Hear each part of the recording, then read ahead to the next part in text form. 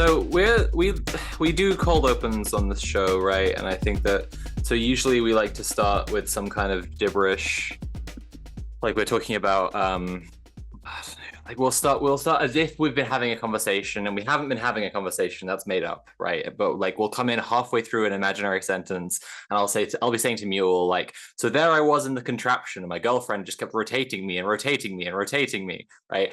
Something like this. But we have news at the top of the show this week. We got news, we got important updates. We got to tell you what's going on right away because there is an important update to comrade of the show, Bobby Sherbon.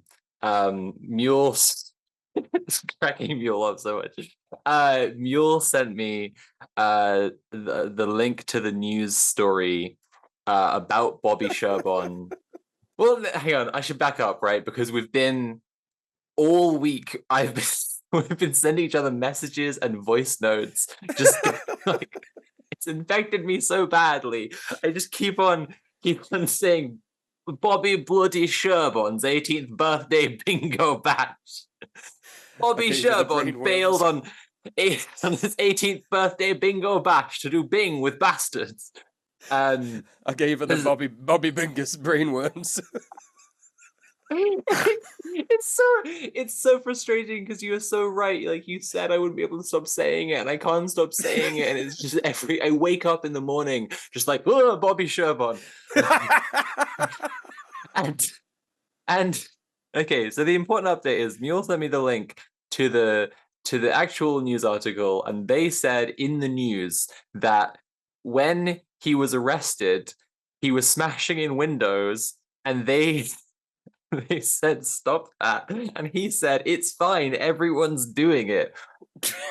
So official news update on Bobby Sherbon. The full headline should have read baby boy Bobby Sherbon bails on birthday bingo bash, bothers brown people and bashes bay windows, tells Bobby's it's beneficial because billions of his buddies are also being bastards. And that's the news. There's no other news this week. No other news. Let's bring in the guest. Get him in. Oh, it's Red Planet, and we're being silly. It's a silly so week. Silly. Which is quite funny because we were hanging out after the show last week, and we were being very silly. And me and Sophie. Well, Sophie started saying it really like a few months ago. Yeah, we should have a podcast. We should have a podcast. Whenever Mule and I are getting too silly together and with cracking each other up way too much, I go, we should have a podcast. We should. This should be a podcast, and we should. There should be. Anyway, now it's time for our very serious podcast where we don't joke. We simply don't joke. We simply will never joke. I'm here for the serious revolutionary news now. No, there's another segment first. I fucked it up again. Okay. What is the most base thing you've been doing this week, babe? Being rotated in the contraption. No, it is. I did my friends, my sisters, what's the word? Decapeptyl. I did her HRT injection. It's just a small thing. I wanted to highlight as most base thing because it's been I've been saying this. My answer week in and week out is just gonna be I'm working on my return to publishing. I've been doing more work on that. I've been getting closer to sorting that out, and that is what's going on. But I also did someone's injection for them, and that's like a nice small community thing that I like reminding people is a base thing to do. It's base to take care of people. And take it's care also of each one other of in the community, right? Very early things that we spoke about on Red Planet, right? Like I think I quite clearly remember you saying 2 years ago or so, hey, learn how to do subcutaneous injections. What is it? Subcutaneous, intramuscular? Subcutaneous and intramuscular. I do one of each every week for myself. Yeah.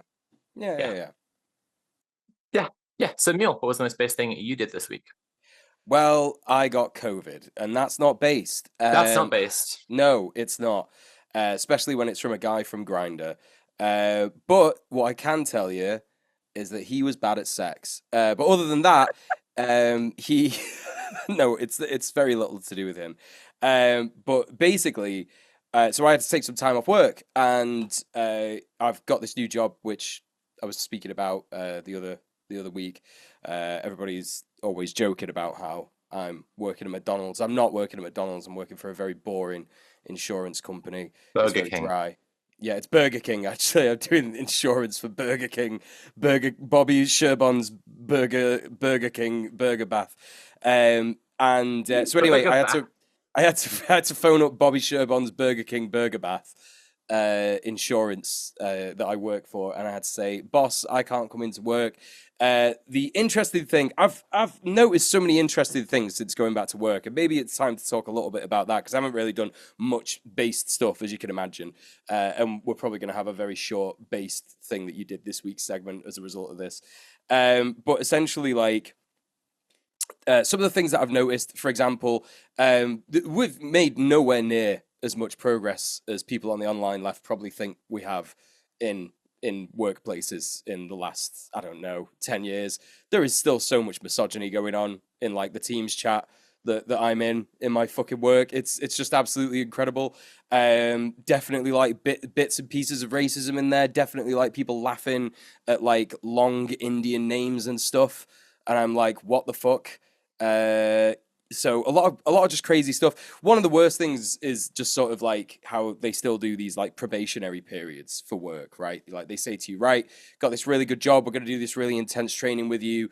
It's really, really high stakes work. But for that reason, we're just going to put you on a probationary period. So for 6 months, we're going to monitor how you, I don't know, do stuff. And if it's not up to scratch, then see you later. That's it, right? So probation periods suck just in general. And especially when you're doing like a job over the phone for a fucking insurance company and you're working from home, it's just completely bizarre. They've already made the leap and like sent me they've sent me like an entire PC. I don't know if I've told anyone that. They sent me a whole fucking PC. And it's just like, you know, like, I don't know if you wanted to. Not just a laptop, a PC. Not just a laptop, a whole PC, That's whole crazy. fucking PC, literally crazy as fuck. You know, if you wanted to, you could just flog it probably and get away with it. I don't know if they have the time to like prosecute all the people who do that. But anyway, so yeah, so like, you know, there's all this stuff. They've already made this leap and invested in you and sent you this, you know, this PC and stuff. And they're like, okay, right, no, probationary period. And one of the things about this probationary period is that I have already had a sick day because I got a little cold a couple of months ago and had to take a couple of days off. You just can't work when you're ill. It's just ridiculous to try and work when you're ill. And they told me in my return to work, probably try not to have another sick day. And I was like, gee, I'll do my best, boss. Like what kind of a statement is that? Do your best to not have another sick day. I'm always doing this, by the way. I'm always doing my best not to have another sick day. I don't like getting sick. You know, lots of people, many people are saying this about me. When I was working in tech, I had something really similar where I took some sick days. Yeah, like you're saying, you know, in a probationary period or whatever, and it was something that then they were mad about, and they ended up bringing up like way later, like months later, when they were telling me a performance review. You know, they were like, "That wasn't good," and I was like, "That I was ill? Are you what?" Unhinged. The way that I think they like to try and spin it is like, oh, we know what you were doing. You were going out partying and drinking, and that's why you had a sick day. It wasn't real. But it's like, well, here's the thing. If you want, I'll fucking show you the fucking COVID test. It's there on the fucking desk. I'm not fucking scared. Do you know what I mean? Like, how like, I'll go to the fucking doctor if you need me to go to the doctor. Anyway, incredibly shit stuff. But essentially, the most base thing that I did this week was not give a fuck about that. And it was quite a sort of weird introspective moment where, you know, because I went into this job knowing, well, I just need a job, right? I need to pay the bills, and I've got to get a job, and that's it. And I don't care about the job. I'm not trying to fucking, like, you know, build a career or anything like that.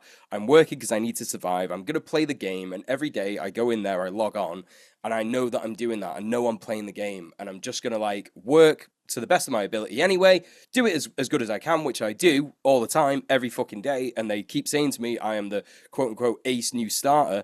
And And hopefully I will eventually get like a promotion and get off the phones and do some easier stuff like emails or whatever. I don't know, but at the end of the day, it's one of those where it's like in my mind, I'm not so attached to it where it's like, oh, fucking hell, I'm gonna lose my job because I had another sick day. Fuck that shit. Fuck that shit. Like I literally do not give a fuck.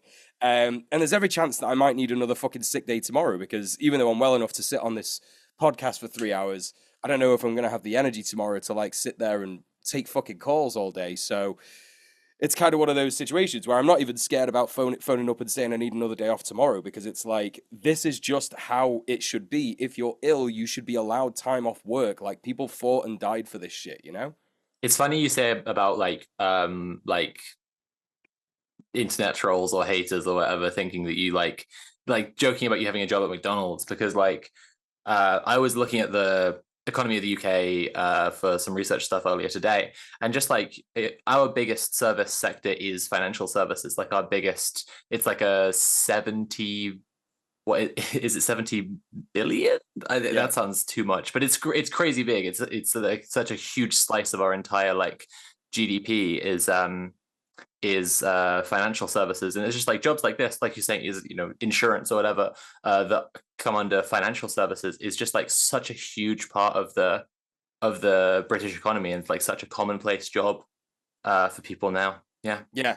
It's like incredibly easy to get a job in that sector, and yeah, it's gross, and like a lot of it is disgusting, and it's all bullshit jobs. You know what I mean? It's literally David Graeber stuff, right? You know, these yeah, jobs don't need it's to a huge exist. thing in the UK specifically because because our role in we talk about American imperialism. I'm going off on one again. Go We're gonna off. get onto the news in a second, but like we talk about American imperialism, right? But there's kind of conglomerate imperialism between all of the former imperial powers of the 20th century and earlier, right? Like leading up to World War II, there were so many empires on the earth and so many colonial powers, and then like a product of the post-war period is this conglomerate empire that we have, and we call it American imperialism because America is the biggest power in it, and in many ways, like you can track how power, resources, labor, whatever, like the flows lead to America specifically, but that just makes America sort of the capital country of the empire, as it were.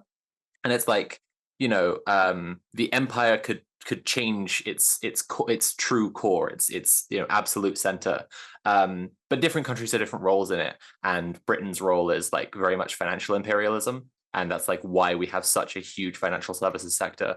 Yeah, yeah, I mean we have a obviously massively disproportionately large economy compared to the size of our population anyway, but like that that doesn't mean that most Britons are well off. It's a massive, massive, massive disparity between full-time salaried positions, especially in the financial services sector, and then lowest level everything else, and especially like urban centers versus everywhere else, and especially London versus everywhere else.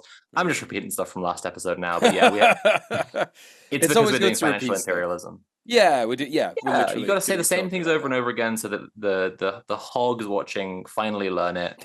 Hobby Bloody Sherborne's 18th birthday bingo bash. They'll get it eventually. They'll crack the Yeah, code. They'll figure out what I'm really trying to say. they will. Yeah, they will. They'll get it. They'll get it. So that was the most basic thing that I did this week. I was like, yeah, fuck work. Who cares? Anyway, I'm not that bothered about it. I've just been playing Minecraft and watching X-Files. The And that's boy's the not end. bothered. Boy is not bothered by the bad boss being bullying towards buh, buh, I was doing Bobby Sherborne bits, and my girlfriend was like, "This is reminding me of Brian Bedonde," and she buh. put on yeah, she put on that, and we watched one of those skits, and then in the interlude, it had people who have no idea what the fuck I'm talking about. I'm talking about a UK skit comedy show from the 2000s, so you can already predict what the end of the sentence is, and it's in the interlude, it had like the screen pop up for the ads where the guy's doing all his characters, and one of them is blackface, and I was like. So like when we started watching, I was like, "Oh my god, Phone Jacker! I haven't thought about Phone Jacker in such a long time." And then the interlude came up, and I was like, "Oh, that's Mm, why!" Because that's fucking why Britain is the worst place on earth. you pushed it out of your brain because of the basism. Um, So there you go. That's why you forgot about that. If you've done something based, we want to know. You can message us on Twitter, Instagram, or TikTok, or send an email to based@redplanetshow.com. Include your name and pronouns if you're cool with that, and we may shout it out in a later episode. But it's time to get on with the news. Soph, tell us about some real cool shit going on in Burkina Faso. Oh, I will. If people don't know about Burkina Faso, by the way, there's always more to learn about Thomas Sankara. And I didn't know that, like, after their revolution, they named the country Burkina Faso as Land of the Upright Men or Land of the Honest People, either way. Yeah. And I fucking love that. I fucking love that so much. But I will now tell you the news. That's the history. This is the news because Burkina Faso reclaims control of gold mines. So what's happened basically is that we've been seeing a ton of this recently, is African countries just saying to imperialist nations, fuck off, just fuck off out of our countries. We want our stuff back. Country back, is what they've been saying. Burkina Faso Country back, is, but in the best, most based way possible. yeah, good country back, brackets positive. Burkina Faso is nationalizing 2 of its gold mines as part of an ongoing pattern of African countries seizing control of their natural resources. The mines had been under the control of various companies operating in imperial countries. There were a couple of different companies in Canada that were doing the mining, and they got bought out by a British conglomerate, but they now will be under direct control of the Burkina junta. Endeavour Mining PLC, a London-registered multinational mining corporation, which reported $2.1 billion in revenue in 20. Now every word with a B is doing it to me. Okay, $2.1 billion revenue in 2023, who got a court order earlier this year to declare a workers' strike at one of the Burkina Faso mines illegal. Very cool, very, very, very lovely company, is to stop operating the Bungo and the Wangyon gold mines. Endeavour and an African mining company called Lilium had recently been in conflict over the ownership of the mines and had become embroiled in legal battles against each other. But as of last month, the government has mediated a settlement between them, resulting in the abandonment of the lawsuits and the nationalization of the mines. This isn't, we're not discussing a perfectly decolonial, liberated socialist regime nationalizing all of its stuff for the might of the proletarian people or whatever. The current government of Burkina Faso is a military junta. Basically, there has been, I don't know if it would be accurate to describe it as a civil war, but there has been persistent military activity from jihadist groups. There's been groups with ties to Islamic State and Al Qaeda doing attacks across the country, and with some degree of militia activity for a while now, and that's why it's been under military junta. Basically, until they have stabilized the country, but not in the interventionist way, right? Like it's not some other power or whatever doing it. It's just that this is why I say I'm not sure if it would be fair to describe it as a civil war, but it might be useful to think of it as that. The state of their government is currently unclear because they're just trying to deal with these this constant militia presence.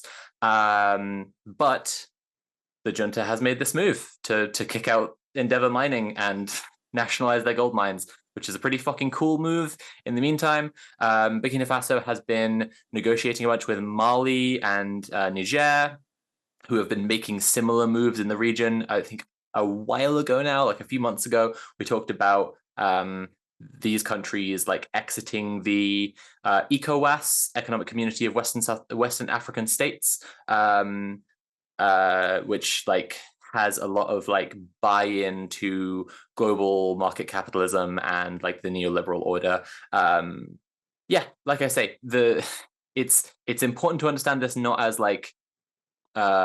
the most based revolutionary governments doing incredible stuff, but they're doing positive anti-imperialist stuff. It's cool that the gold mines in Burkina Faso are going to belong to the Burkina people now instead.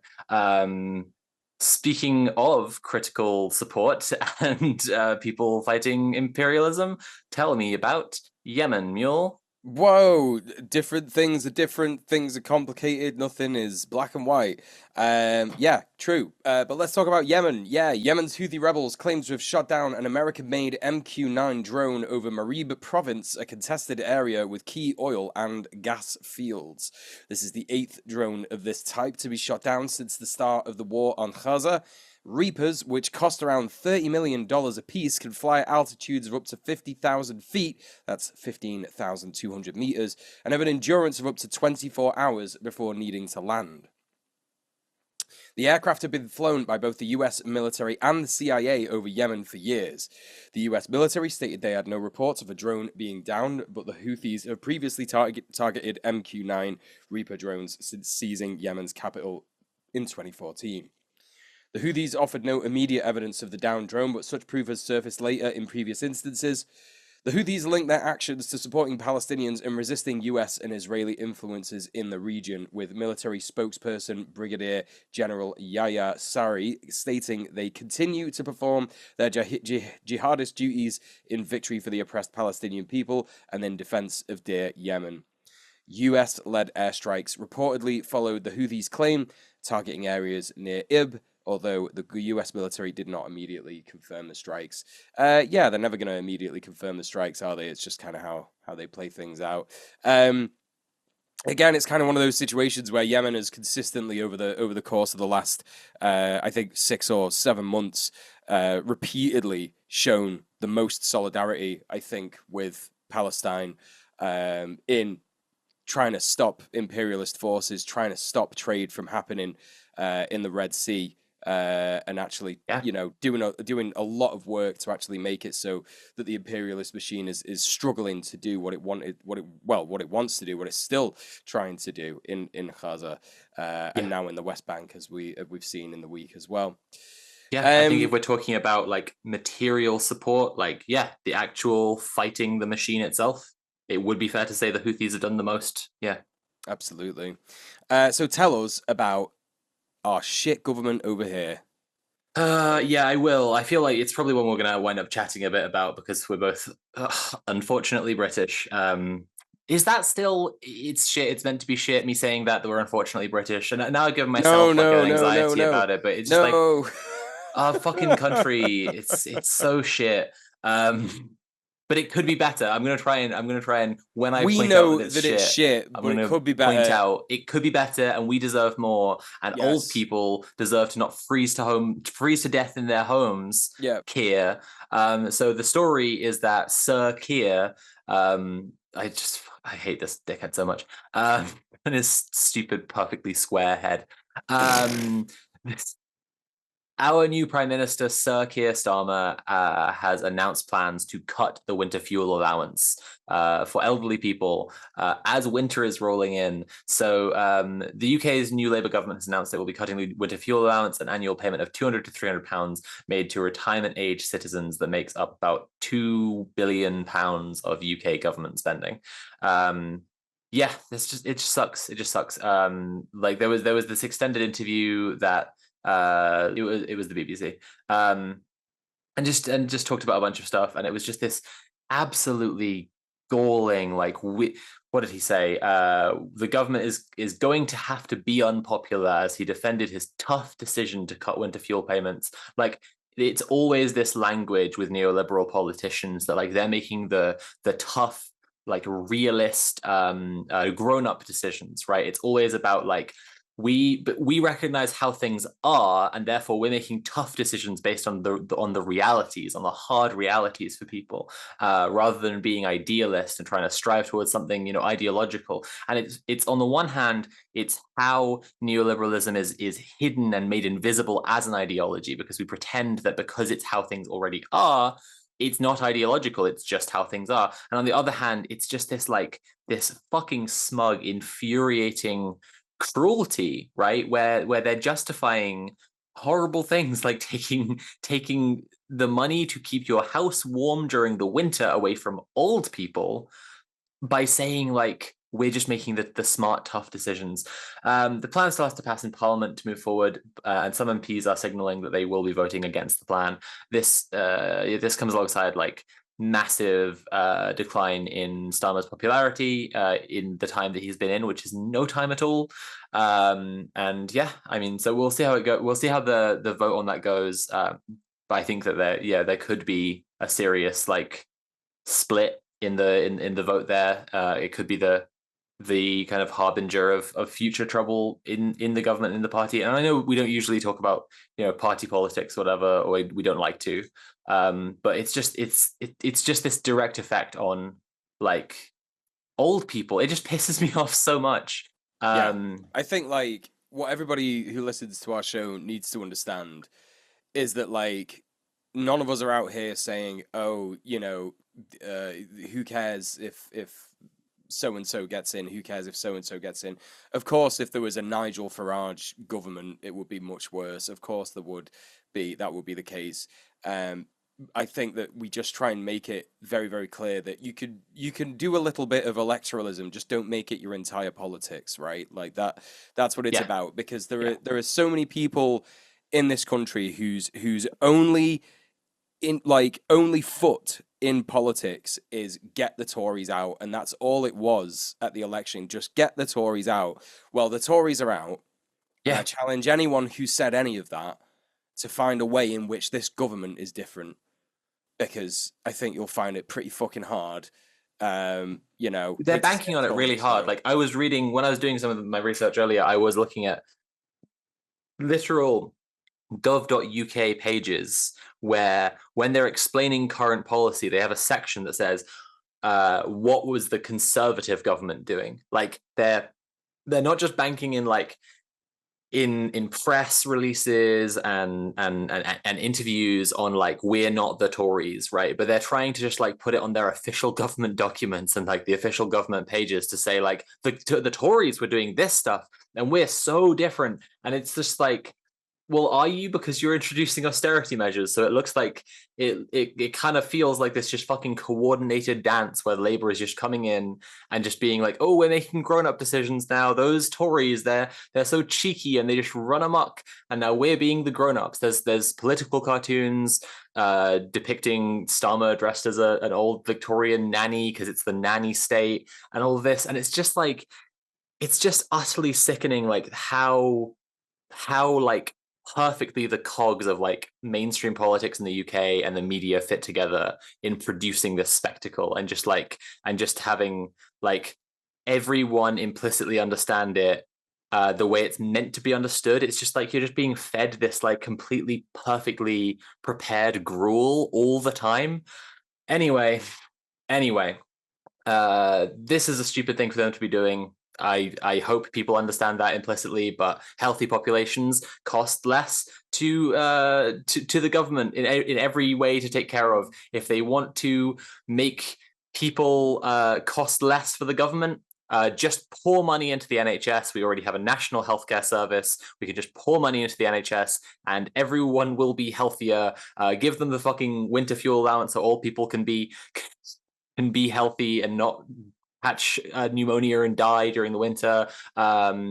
Healthier populations cost less to take care of and are more productive for the economy. As much as I hate talking about like being productive for the economy, but like the main income for the government is income tax and fucking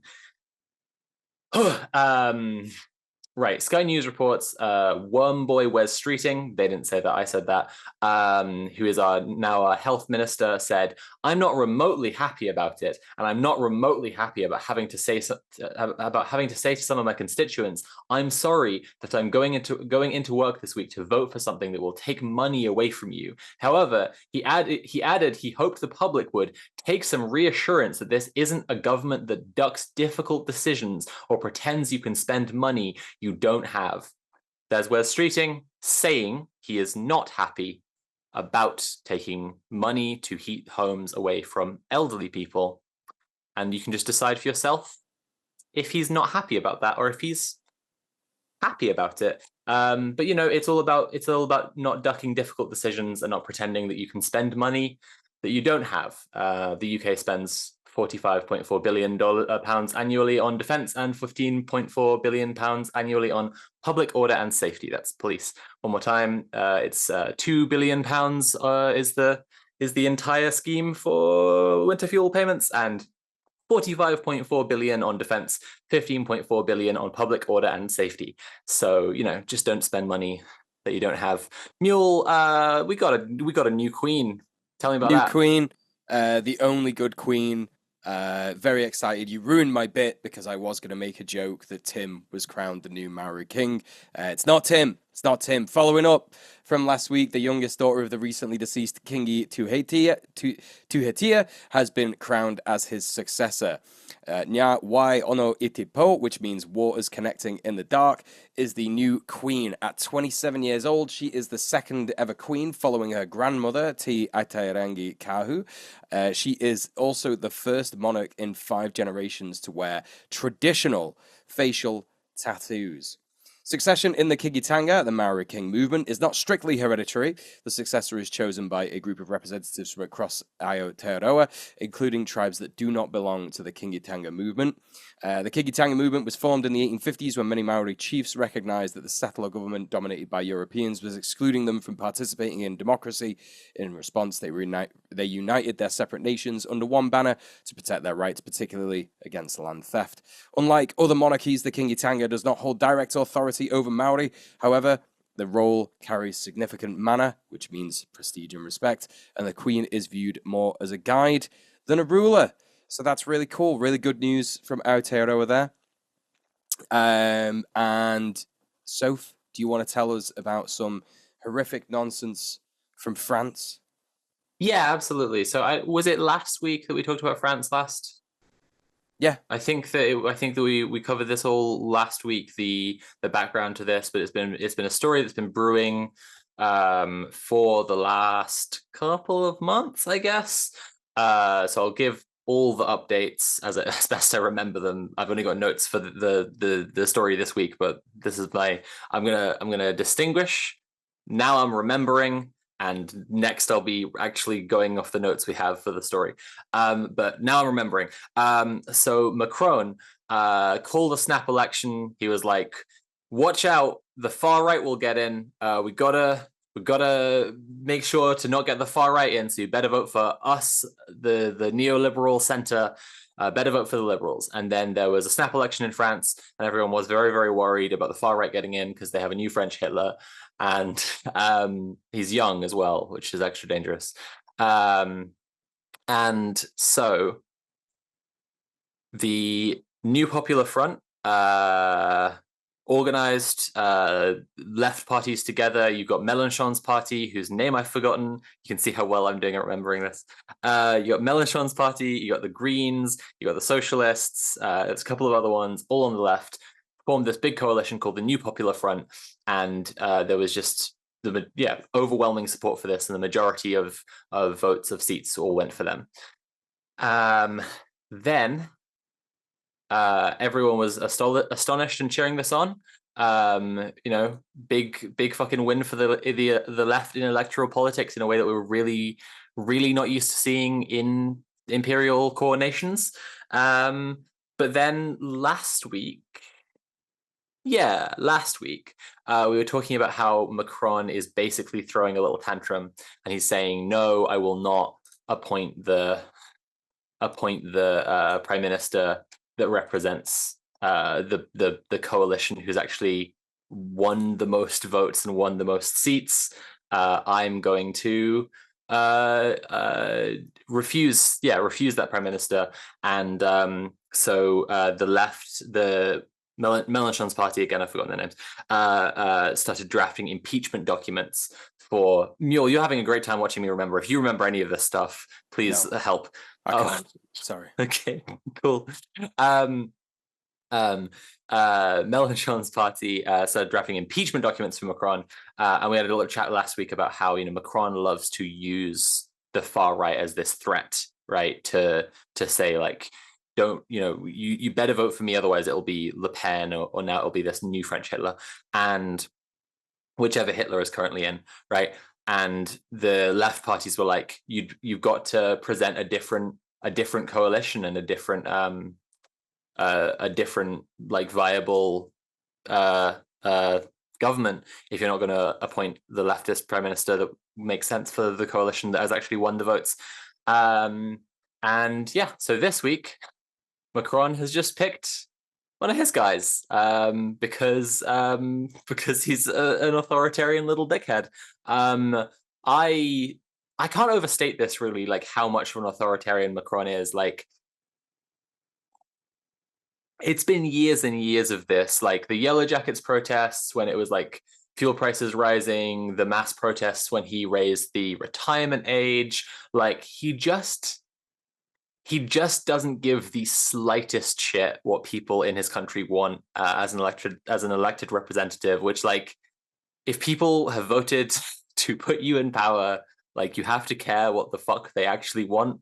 Is meant to be the nature of being in a democracy, and he just so nakedly doesn't. Like, there's that kind of Machiavellian nature of, like, having a lot of media connections and stirring up a media frenzy around the fear of the far right so that they'll vote for the center. But then there's just like completely fucking disregarding what, like, basic democratic process. And so that's what's happened this week. It's over 100,000 left-wing demonstrators protested across France against President Macron's appointment of Michel Barnier as prime minister. The French Interior Ministry reported 110,000 protesters nationwide, with 26,000 in Paris, while a left-wing leader claimed 300,000 participated. Protests occurred in major cities like Paris, Nantes, Nice, Marseille, and Strasbourg. Macron appointed 73-year-old conservative Barnier, sparking accusations from the left of stealing legislative elections. Protesters led by France Unbowed, LFI. That's Mélenchon's party. Finally got there. La France Insoumise is France Unbowed, which is Mélenchon's party. Protesters led by France Unbowed believe Macron is undermining democracy, and some demand his resignation. So it's interesting about the conflict of the numbers protesting there. If people aren't familiar with the French Ministry of the Interior, like, it's very much, what would I compare it to? In the UK, I'd compare it to the Home Office. The way that, like, a lot of states just have a sort of like Ministry of Fascism. It's just kind of like the government department that does all the fascist shit. I don't really know what the comparison would be if there is. I mean, in America, it's like the whole government is the Ministry of Fascism, but for France, it's like the French Interior Ministry reporting that it's 110,000 protesters, but left-wing leader claiming that it's 300,000. Like, I wouldn't be surprised at all if they're, like, downplaying the numbers to try to, like, pretend that the left is not popular in France, which it, like, very clearly is, because it just won a huge election. Yeah. Mule, do you have thoughts on this? Yeah, I've got loads of thoughts. The first thought is that I remember what France did to the last people who did whatever they wanted without people voting for them, willy-nilly. And I think it'd be very funny if that happened again. I'm not making any particular references to anything. I just remember the French don't really like being told what to do by unelected people, and something happened to some unelected people, and that might happen again, and it could be funny if it did. I can't remember what it was, and I would never, if it was terrible, I would never laugh about it or joke about it or say it should happen. I think it was probably just quite nice, and they had like a little sit down chat with them, a firm talk, and told them to go away, and then they did. That's what happened, isn't it? So that's my first thought. My second thought is that, you really have to look at the numbers of what's been happening. If we're thinking about how many votes this party got, this guy Michel Barnier, he was the Brexit negotiator or something, like you said, and his party, I think, got like 9% of the vote or something, like not even as many as Le Pen, or I can't remember. I think Le Pen was like the leading sort of conservative party, the leading right-wing party. His particular conservative party that is just kind of like, they're kind of like the Tories. They're not quite Le Pen. They're basically the Tories. I'm fairly certain that they got like 9% or something of the vote. It's completely bizarre. And it's just such a brazen thing. It's such a brazen thing for him to do. Such an absolutely callous move. And again, it's just this fear of a united front against capitalism. It's a united front against against imperialism. There would be so many changes as soon as the prime minister. I don't know if it would have been Mélenchon. I don't know who it would have been. No, it was someone else. I'll check. Yeah, if they'd have if he'd have actually named that person as prime minister, there would have been so many changes coming in that, of course, it would have been a massive threat to capital, generally speaking, in France. And of course, France, they're doing a lot right now to be some of the most evil pieces of shit all over the world. I want to say they're that kind of never not. It's just kind of the thing. Yeah. No, Like, no, I know. I yeah. know. I just mean like at the moment, particularly, I remember hearing something about them doing something like nuclear test launches in Oceania or something like that. I can't remember. Some like completely insanely horrible thing. And of course, like you say, like the history of colonialism and all that kind of stuff. And it's quite an interesting time for France, and it makes sense as to why Macron's done this, because you've got like the countries we were talking about before, Mali and Niger, throwing off the shackles of French imperialism, the French colonialism as well. So it has been like a bit of a rough one for the French imperialist, agenda. Just looking up the guy who he's trying to name as prime minister, or who I guess he just has named him as prime minister. He's just currently prime minister of France, which is just wild. So when I said that he's just one of his like absolute dead center, middle of the lane guys, he's described as having neoliberal, somewhat conservative politics. The one thing from his Wikipedia is, as a deputy in the National Assembly in the 1980s, he voted for the abolition of capital punishment and against the reducing of age of consent for same-sex relationships to that of mixed-sex couples. So that's I don't know. He's got some very centristy. Sorry, I'm trying to illustrate that he's like this way and then this way, right in the middle and everything. So his party is Les Républicains, the Republicans, described as a liberal conservative party. They're part of this is just a nightmare term, Centrist Democrat International. That's it, CDI. I remember looking at it and thinking that's a video game console from the 90s.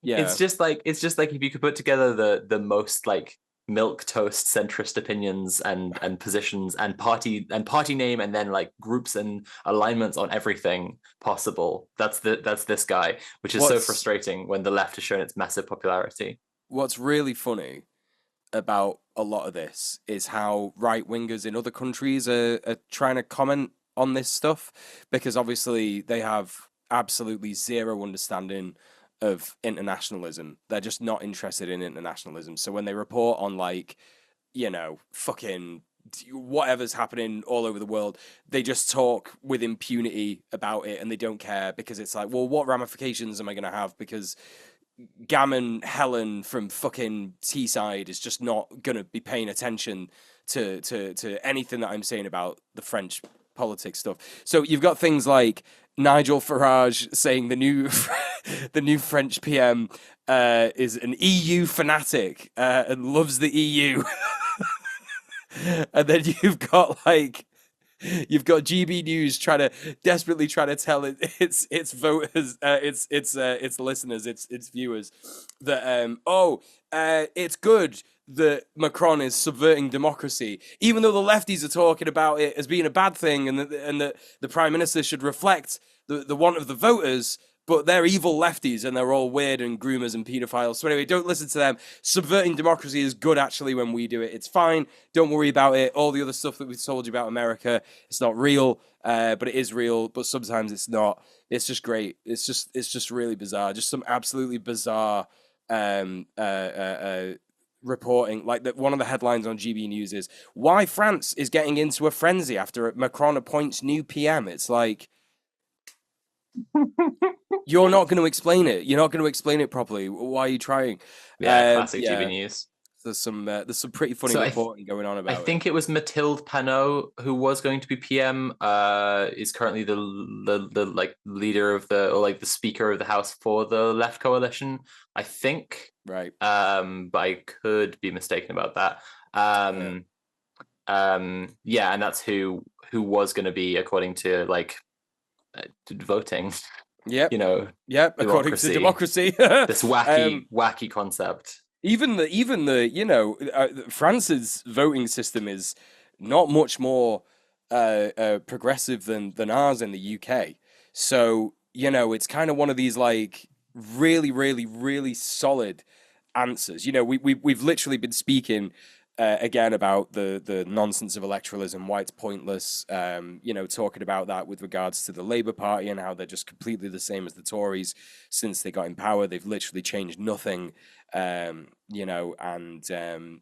then we've got this situation in France where it's like, the left really tried. They really, really tried to play the game as much as it can feasibly be played in order to actually try and get a progressive party in power, and they're being blocked, and that's the end of it. Like that is the absolute farce and the shambles of electoral politics, and you just cannot even win by playing the game. You just can't. It becomes unpopular in the climate of left radicals that we're in, to like, because we hate talking about electoralism for this reason, because it fucking sucks. Like, it becomes unpopular to remember those roots, like remember what happened that got you where you are. And it's like, yeah, we all fucking swallowed a bunch of like propaganda from the mainstream and from the way that the world is, and then had to have it like washed away by reality, right? And so for most people, they went through some kind of process like this. In America, it's Bernie, right? Like, you just have a bunch of people, and to my point here, a bunch of people who they themselves were radicalized by trying to help Bernie win, and then it didn't work, and then right, and now they're doing something more radical, and they've kind of like they forget that, and they don't want to like remind themselves that like that's what led them there, and maybe even they look down on people who they kind of see as like still more invested, or even if they just talk about having come from there. But it's like, it's important to just remember, this is the process of how it happens. This is the shit that drives people towards revolution is the only solution, because that's the conclusion that these kinds of moves will lead people to. Anyway, Yeah. that's the news. We've been mad about France for like 20 minutes, and I'm really mad about France. I think it's good to be mad about this stuff. I think it's good. So, time to remind everyone that Red Planet is a show. Wow, shock horror. Can you believe it? Please give us money. Patreon.com/red_planet. Money me now. Money, give us money. Lots of it. Nailed it. That's the end of that. So, on to the guest segment. Manchester has been used quite frequently as a testing ground for some of capitalism's most vile mechanisms. The use of slave-picked cotton in the textile factories of early industrialization, the oppression of workers by the military at Peterloo, and currently the overdevelopment of cheap land and gentrification of traditionally and historically working-class neighborhoods. You all hear me go on about the way that landlords and developers suck, but today we bring you a good friend and comrade of mine who wrote a bloody book about it. It's Isaac Rose, and here he is. How are you doing, Isaac? Do you want to introduce yourself to our listeners? Sure. Hi, everyone. So my name's Isaac Rose. Work for the Great Manchester Tenants Union, which I'm sure you all know about, and also author of this book on Manchester, the Rentier City, which I'm here to discuss. Yes. And Isaac, I was texting Isaac today, and he said, that means that you've read my book now, finally. And what did I say to you, Isaac? You said you hadn't, because books are for nerds. Oh. Well, I've read your book, I think it's really good. I really love the like narrative style. I think it was really good for like you keep like I'm not going to say I was on the edge of my seat, but I find like history very, very engaging, and it really was a bit of a page turner for me. Yeah, I really enjoyed it. Tim, our other host, was singing its praises in the group chat, but sadly he got really tired from work and had to have a little sleep. But I thought it was really, really good, and I'm really excited that you're here to discuss it. Yeah, yeah. What were you to say? Good to be here. So yeah, I actually enjoyed it so much that it inspired me to go on to start reading some other stuff about renters and landlords that I've like had on my shelf for ages, and start and finally actually start those. So I wanted to ask you on that if you've read Nick Bano's Against Landlords. I have indeed. I think I actually lent that to Mule as well. Don't know if you know. I know, and I'm also You not know reading Mule's that. thing. He can't take any recommendations from anyone about anything. No, but but Isaac didn't recommend that to me. It was just there. We've got a Okay. GMTU library, you see. Okay. And I was like, oh, Against Landlords. I should read that. And Isaac Yeah. loved that because he knows that I've not read his book at all. Yeah. But yeah, no, I have read it. I did a couple of events with Nick. Oh, cool. Yeah, Yeah. I thought I've been enjoying it so far. I was really struck by the first thing I was going to ask you about was in Against Landlords. Bano says that in the 70s there was actually nearly like the death of private landlordism in the UK because of how much it declined. And I was firstly, I guess the first part of my question was like, do you agree with that view? Do you feel like landlordism was like actually nearly killed? Because I know his position is like it was nearly killed and we could kill it, right? And the second part of my question has gone out of my head. So do you agree with that? Yeah, I think he's broadly correct. I mean, both our books sort of have the same time frame, I suppose, that like take a very long sweep. I guess in a way, both of them sort of contextualize maybe the last 40 years.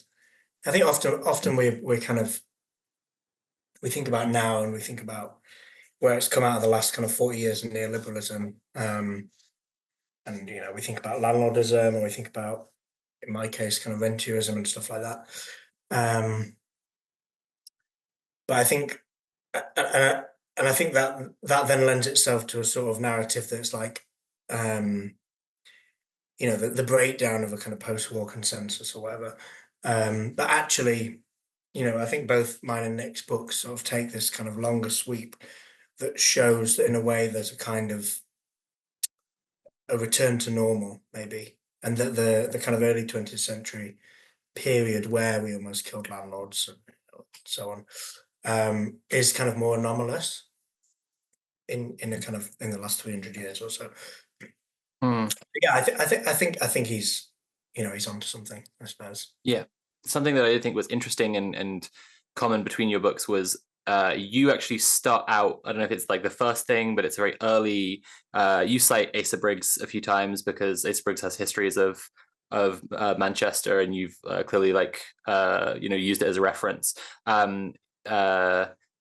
So Bano points out the when there was the biggest hike in rents in 2022, says about like the how much they were in different parts of the country, and Manchester is the biggest one by 20.5%, which is an absolutely insane rent hike. But you the Asa Briggs quote that you start out with is about if Marx had been in Birmingham rather than Manchester, he would have been maybe a currency reformer instead of a communist. And I thought that was a really interesting line, and I just wondered about your thoughts on that. But the point I was actually getting at was about the uniqueness of Manchester. So let's discuss that first, I guess. So like the kind of what is singular and interesting about Manchester's material conditions that like so worth writing about for you? Sure. Yeah. I mean, I did this quite big tour, so I went around to lots of cities around Britain, where there was quite interesting kind of comparative stuff. And then, obviously, these patterns are at play in many cities around the country. But and obviously to some extent I had to play up Manchester's uniqueness for the book. But nevertheless, I do think there is this kind of interesting history of the city, and the city that the history that the book traces, I suppose, where the city has this kind of paradigmatic place within kind of industrial capitalism. Appears as a city quite rapidly in the kind of late 18th, early 19th century. And yeah, obviously like Marx, Engels, that they're all in the city in that time or kind of slightly after, kind of writing about it, and using it as a way to understand both capitalist commodity production, capital and stuff, but also capitalist production of the city and of space and landmodelism and so on, which kind of something Engels focuses a little bit more on in some of his work. So I suppose that kind of position of the city as this kind of first industrial city was at least kind of a tool or an idea with which to play with, to think about the contemporary property boom in the city, which I don't think is kind of globally unique, but I think in the context of Britain at least, there are some unique features to kind of draw out. And again, you can kind of, that story in between now and then. There were other things that Mark managed to out. So it has like one of the largest slum clearance programs, one of the largest council house building programs, kind of this this very kind of modernist inspired kind of redesign of the city in the 40s, which kind of they don't manage to ever quite achieve. Very striking deindustrialization in the 70s and 80s.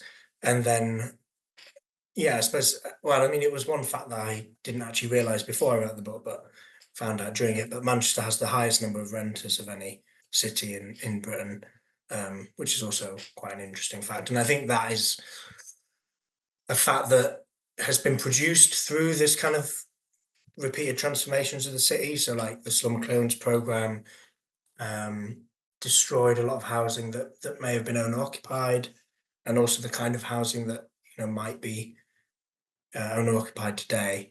The council house building program made a lot of people tenants, and so on and so on. And then the kind of corporate landlordism of today also is a kind of new form of tenancy. So yeah, I suppose on one level, the playing up Manchester was, you had to do it if you were writing a book about Manchester. On another level, I think there is something genuinely kind of interesting about the city, I suppose. Not, and the whole thing about the book is that we can use Manchester as an example to understand everywhere, or understand lots of other places at least. So yeah. So it's more that it's exemplary rather than unique. I think so, yeah. Yeah, no, Manchester's definitely, I think, in terms of, like you said, a very unique place in terms of how it has interacted with capital over the years. That's definitely, I think, one of the biggest reasons as to why we see things like we have the most renters of any other city, and we have this like horrific relationship with the planning committee on the council, agreeing to these absurdly ridiculous developments, doing so much gentrification and stuff like that. I was wondering if what you were talking about earlier, what did you call it? The slum cloning. Yeah, the slum clearance. Slum clearance program, right? Is that what got rid of the red bricks in Hume? The terraces, yeah, exactly. But also like Collyhurst, most of what is now, or was then as well, inner city Manchester would have been terraces, but it was all pulled down in a kind of, it began in the 1890s actually, but then it kind of continued all the way up to the 70s in different waves.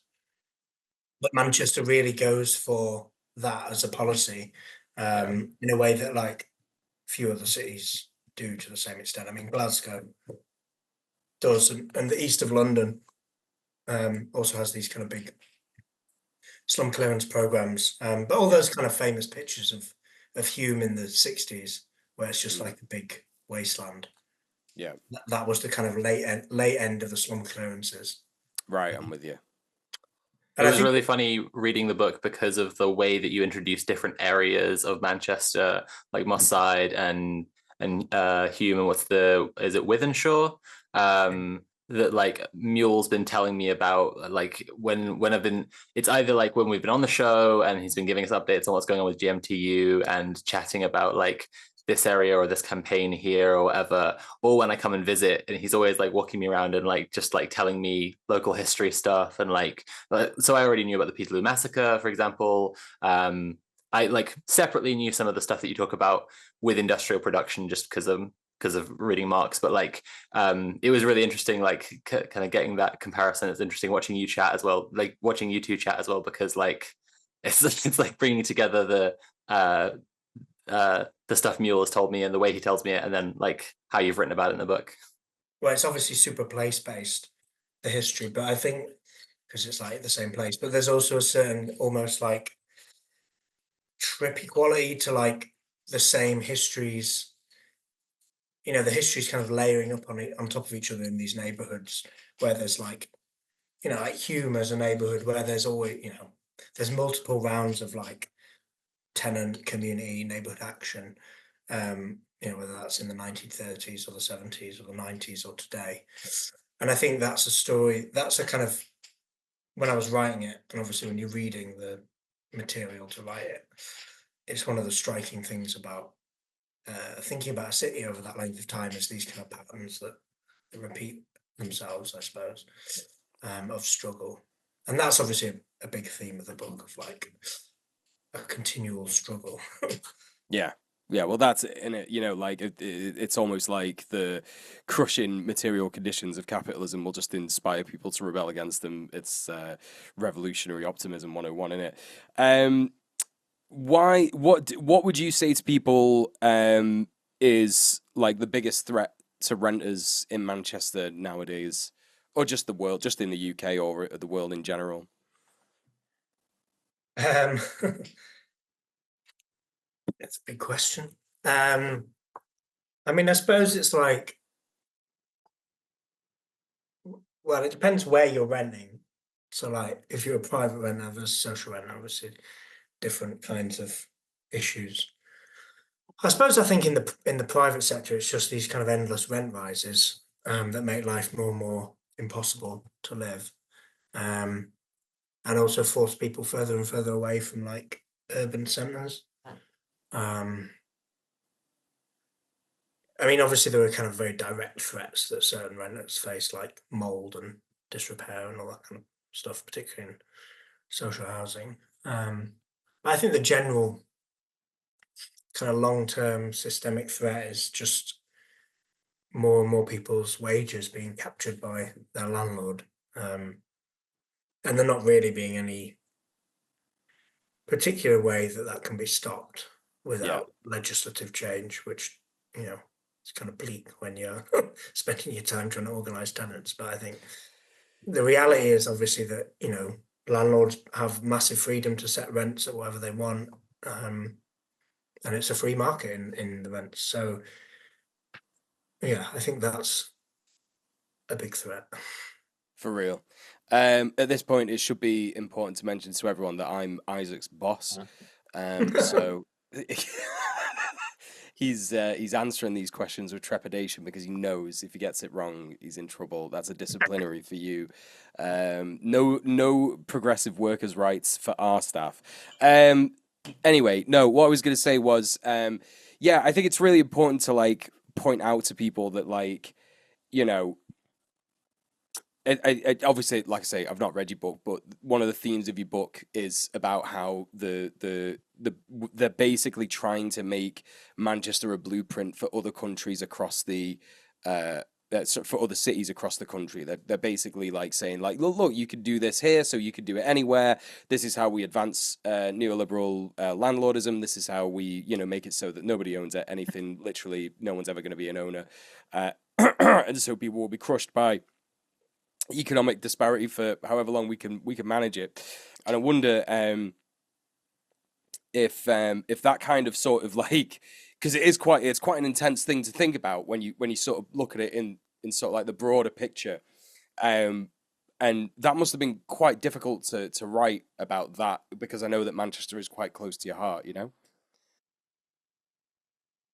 Yeah, I mean I guess that's the other part of its sort of paradigmatic nature, is that in policy terms, what Manchester's city elites have managed to do over the last 30 years with a kind of property-led regeneration, big skyscraper boom in the city centre. For those of you who don't know it, kind of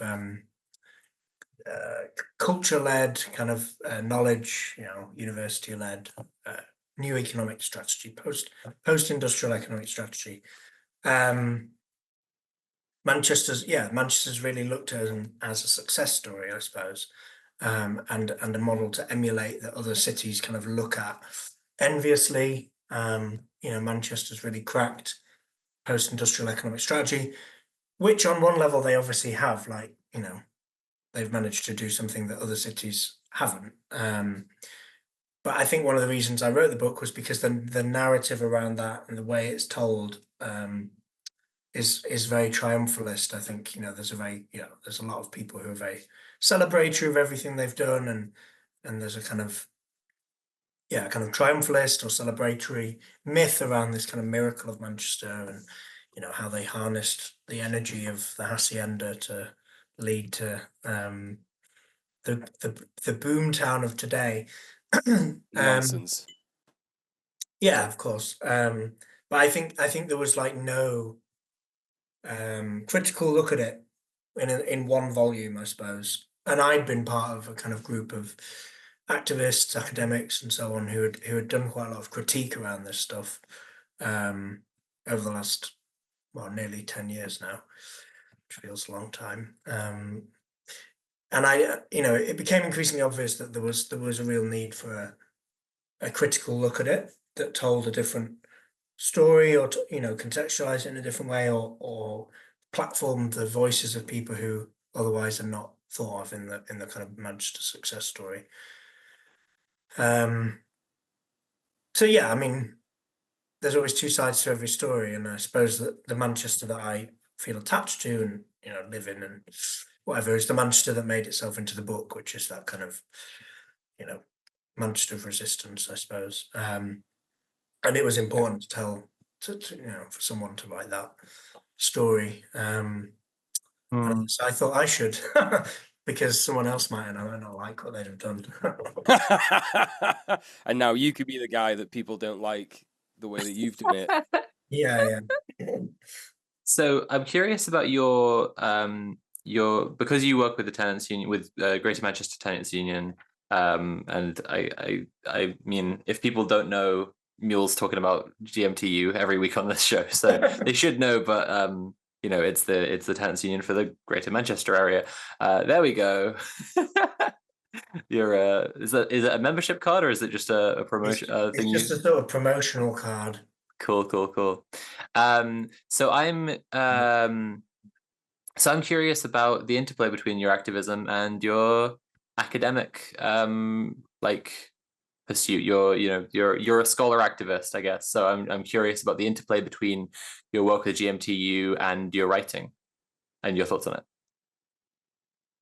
Sure. Yeah. I mean, I'm not really an academic. I suppose. I mean, the book is sort of has some scholarly referencing. I did do a master's in geography, which I kind of did directly inspired out of the work I'd done in Manchester, really, and and some of the people I'd met who were kind of left-wing geographers. I was like, oh, this is kind of interesting. Yeah, I'm not. I wouldn't go so far as to say I'm a scholar activist, just because I'm not making my. It's not really my main thing, is like writing or being a academic or anything. That said, though, I think there's been not just me, but the kind of more academics kind of around me, whose work I kind of draw on a lot in the book. People like John Silver and Rich Goulding, they've had a really interesting role within the kind of housing movement, I suppose, in that they were able to use their research skills and their academic techniques to really kind of nail down concretely like what was going on with the property boom, basically. And the way John always talks about it is like he was able to put numbers to a feeling that many people in the city already have. Like it wasn't like he articulated this first. I think most people who kind of have lived through what's going on and look at the towers and everything have a sense of what's going on. But I think his work was able to kind of concretize that somewhat in some way, or provide some kind of evidence base, I suppose. And I've always looked at that work as a pretty positive example of how academics can kind of relate to social movements. I actually think the kind of housing, right to the city, right to housing, whatever you want to call it, movement has some quite good kind of allied academics, basically. I think there's quite a nice relationship. So in urban geography, the right to the city is one of my favorite concepts. Could you unpack that for the audience a bit? Sure. I mean, you might be able to do it better than me, but it's this idea that everyone should have a kind of right to urban life and a right to kind of enjoy access the benefits of living in an urban environment. That it shouldn't be, you can fight for the right to the kind of wealth of things that a city offers people who live there, and that's a kind of class struggle ultimately, because access to stuff in cities is often determined by class, or determined by your ability to pay, and that can be everything from like very basic material requirements to like cultural stuff and the kind of more abstract things that one gets from living in a city. I mean, public space, public assembly, culture, education, healthcare, transport, all these things, housing, obviously, are all the things that like a city should provide, I suppose. And we can fight for the right, or urban social movements kind of fight for the right to some of these things. Is that a good? Yeah, no, I think that's absolutely fantastic. I think that it's an interesting it's always interesting to me when we think about like what cities should do, because like should is always a strange concept. It implies that you're driving some kind of like moral framework, or like what the kind of maybe the inherent purpose of a thing is. And I don't know if so. Okay, so it's definitely a David Harvey book, and I can't remember which one, where I first read about the concept of the rights to the city and Lefebvre. But I can't remember if it's David Harvey's metaphor or if he's referencing someone else, when it's this metaphor of like if the anthill or the beehive or whatever are like the natural structures, and we understand them as like natural structures that these animals make to live in, like the city is our beehive or whatever, which is interesting, funny, because obviously Manchester GMTU plays with the image of the bees in the hive for its logo. But like if we understand the city as like our beehive or whatever, our natural structure, then what it should do and what it should facilitate is us living the best way we can, right? And I think that's really interesting. I think that's reminded me that you referenced David Harvey in the conclusion of your book when you're talking about militant particularism. So yeah, I'm really keen to chat to you about that. I think that's an interesting place, I guess, where there's an interplay between your activism and your writing, because in the conclusion you say that it's kind of uncertain. I forget exactly how you say it, but I think you said that it's uncertain who the we is who can produce, when we say like we want this change, like who that we is who can actually produce the change necessary. But obviously you're part of GMTU, so I guess so although I know Mule is present and part of this conversation. Like, you just like, let's just pretend he's not here for a second. But like, but like you know, it's interesting for you to say, for you to be part of GMTU and say that you're not sure who can actually make the change. I wonder if you feel like you see GMTU doing stuff that is going in that right direction, or what you would imagine of a group that could move in the right direction to make that critical change. If not, yeah, that was a bit of a mess of a question.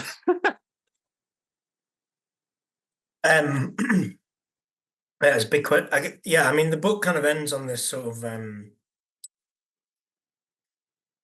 I suppose, kind of optimistic, but also sort of questioning note of, yeah, as you've said, like, well, if it, you know, if the story of the last 40 years, which is obviously the story in my book and Nick's book and so on, is like the return of the landlord or the return of the rentier, then we need to kind of throw that or throw that process into reverse or kind of abolish landlords or whatever you want to say.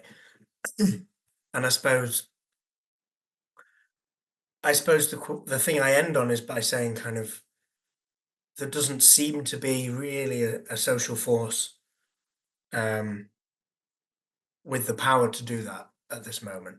I don't think anyone in GMTU would say we have the power to do that at this particular moment. I don't think the broader configuration of like political forces are in favor of people who would want to see landlordism abolished or whatever. Um, that's not to say that I don't think tenants unions and collective organisation, such as a tenants union, isn't the way forward. I just think at this moment we have to be kind of realistic to realise that these are fairly small organisations with not really a mass character. And I think obviously, well, my claim would be that you need that kind of mass character to deliver more broader kind of transformational social change. That's not, and that's weird because, like, as you say, like the social forces are not in favor of the people who would want landlordism abolished, and yet, like, everyone hates their landlord. Like, everyone who has a landlord hates having a landlord, hates paying rent. And so I guess, well, I did cut you off, no, but but so I guess yeah. as Nick points out, like also so many people in this country are either landlords or they know a landlord or they rely on a rental income of some sort for their pension or whatever. Like this is quite a complicated picture where like landlordism has become so enmeshed with so much of society in Britain. I think that's what Nick's book's really good at. It's like, there are what 3 million landlords in Britain. Like they're one of the large group of people, politically very powerful. It's sort of portrayed as the alternative to a pension and stability.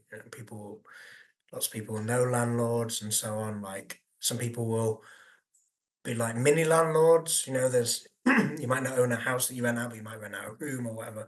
Like these are quite normalized behaviors. And I suppose the question for tenants, organising tenants unions, is how can you build those alliances and those coalitions that might bring about change in a sort of Gramscian way, I suppose, of like bringing together a block of social forces that can push through proper change. Isaac brings up a great point because there's a group chat for a party that we've been invited to that we're in that we reference quite regularly, and there was a landlord in that, and I told they're everywhere. They're everywhere. I told him that he should not be a landlord, and he got very upset and said that I was trolling him, and I said no. I'm doing a direct appeal to your humanity. You should not be a landlord. It's harmful. stop harming people. That's that. And then I left the group chat in a huff because I was like, I'm not going to be partying with landlords. That's the end of that. And then I was persuaded to come back in. But Isaac's right. Isaac's right. They're everywhere, unfortunately. Someone in the chat has just pointed out 1 in 20 people. I want to try and paint a visual for listeners of the podcast. Obviously, we're sat here broadcasting this live now, and we've got visuals and stuff, and it's on YouTube and what have you. But we don't even have a visual of this anyway. So I don't know why I'm saying this. But basically, what Isaac's referred to like a couple of times that I want to just point out to people is the skyline and the skyscrapers of Manchester. What he's referring to is if you're a working class person in Manchester, if you live in one of the working class inner city areas of Manchester, your entire view of the sky has been taken up over the last probably Isaac? I don't know, 5 years? The last 5 years, roughly, we've seen these massive, huge skyscrapers go up all over the city centre of Manchester. It used to just be the Hilton. The Hilton was like, it kind of used to look like Isengard, if anyone's ever seen Lord of the Rings. It was just like, it was a big city, and then it had like one massive tower in the middle of it, and that was the Hilton. And obviously that's a hotel, so it's not, I mean, you could buy flats in the Hilton. I'm pretty sure you could rent flats in the Hilton, but it mostly a hotel, right? So, that there was that kind of element with the Hilton. But now these skyscrapers that are going up all over the city centre are extremely unaffordable luxury flats that are really only marketed towards, Manchester's elite, or, by proxy, people who are on a London wage, who work remotely, or, they have the chance to, commute to London because they're on a London wage, and so they could basically come and live in these big fucking skyscrapers, never speak to anyone, and gentrify the area. It's pretty shocking, but basically that's it. Like, it is very, like, incredibly. It is such a fact of your life. If you've grown up in Manchester, you remember what it looked like back in the day, even before the Hilton was built. I think the tallest building was the City Tower in Piccadilly, which was like, I don't know, it's like 20 stories at the most, I think. I don't even know how tall it is, but nothing compared to some of these ones now. But it's very obvious that how the city has changed for you visually. It's so quite clear. If you just Google Manchester skyline 2001 and see what it looked like, this was obviously 20 years ago. But if you see what it looked like 20 years ago compared to now, it's vast. It's such a vast difference. It's been completely changed. And that is just something that is there every day for working class people who are facing, displacement. They're having to move house every fucking year or every 6 months. They're either stuck in a social housing estate where the social housing provider doesn't give a fuck, and the whole time they're looking at this city in the distance, they're looking at town where they go for the shopping and all that stuff, but they can't fucking live there. They can't live in these massive big fucking buildings. They can't afford to even fucking heat the homes because the fucking social housing landlord is fucking taking up all the extra bit of fucking universal credit that they're getting, and they live in fucking horrific conditions. So you've got this like incredibly oppressive vibe to it all. Do you know what I mean? That's why Isaac is just referring to it as like the skyscrapers, because that's, everybody knows in Manchester what you're talking about when you say the skyscrapers or the skyline. But yeah, it's completely horrific, and I think that is like, it's something that I've had like a big thing about, in being from Manchester and like seeing it change in that way, and like it's just not, it's never fitted Manchester, in my opinion. It just has never fitted Manchester. Manchester to me has never been a city that needed skyscrapers. It's never been a city that needed these huge shining glass fucking structures that are just like inaccessible to everybody, who is part of this city, really. If we're talking about like the fabric and the culture of this city, and it's just sickening that essentially this stuff comes from the council selling off land on the cheap, and then, correct me if I'm wrong, Isaac, you know more about this than me, but like sometimes giving loans to developers so that they could do this stuff. And the way that of thinking, the the line of thinking that they're going down with this is, oh, well, it's an investment. If we give a loan to developers, they build this thing quick. That means that we've got like another, what, I don't know, in one of these buildings, there's like 10 flats on a floor, 100 floors. That's 1,000 new flats. That's 1,000 new council tax incomes every year. You know, that's kind of like the way of thinking. Am I wrong? Yeah. I don't know. Yeah, definitely. I mean, the Reniker towers, which are the most kind of striking shift, I suppose, in the skyline. I think the first one went up in 2018, and those ones, I don't think the land was gifted by the council, but they have received huge amounts of loan from the Greater Manchester Combined Authority. So, like, I think it's hundreds of millions of pounds basically, because as part of the devolution deal, the Combined Authority was given this kind of loan pot to lend out to developers, which is a £300 million fund that was kind of lent out and then paid back and then re-lent out. And so I think they've lent out £400 million or something. I mean, you can look this up, but they've lent out a lot, but half of what they've lent out has gone to this one developer, which is shocking, and also makes you realise that those skyscrapers were part funded or part de-risked, because it's not necessary that. I think the best way to think about it is the state kind of de-risks these investments for private investors, so they're not like they're not just giving money to them, but they're making it a less risky investment.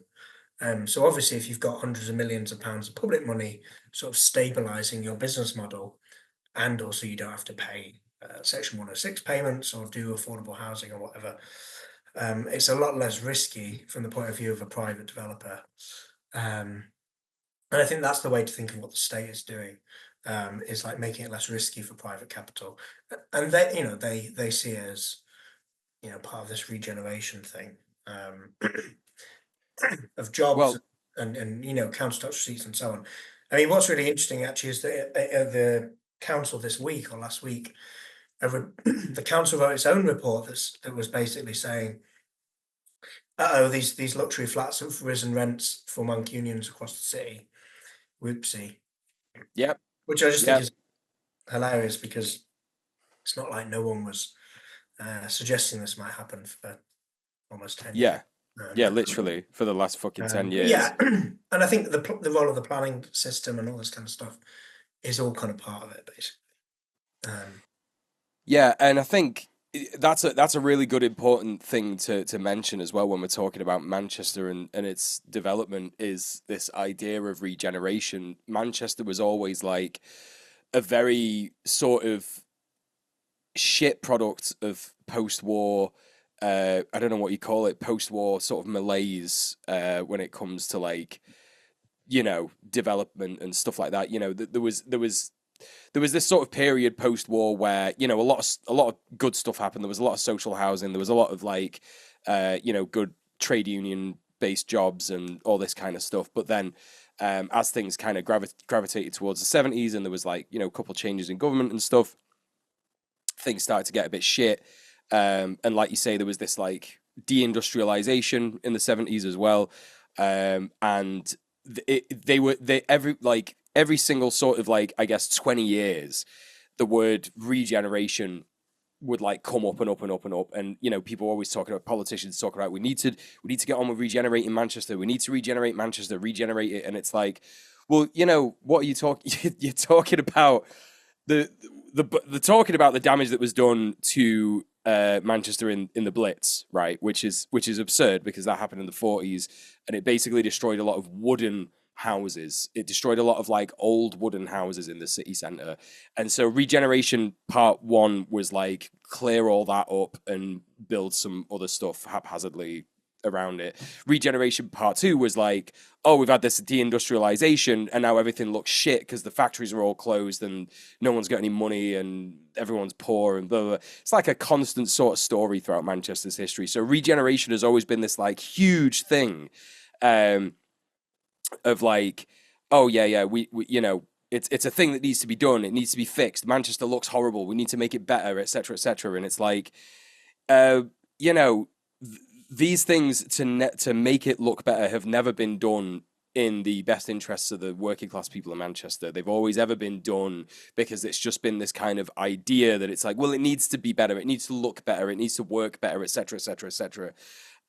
Which is just like a completely bizarre concept because a lot of cities all over the UK, a lot of towns all over the UK were like facing the same thing, really. Do you know what I mean? Like having a lot of shit damaged by the Blitz, and then having deindustrialization of the 70s. You know, of course, like there's a lot of it that Manchester has that is unique, as we've been discussing before, but it's quite an absurd sort of thing to sort of like harp on about, and the way in which it's been done has only really resulted in this, which is like you say, now the council is literally saying, oh no, we made things worse, shit, and there you fucking go. It's a fucking joke.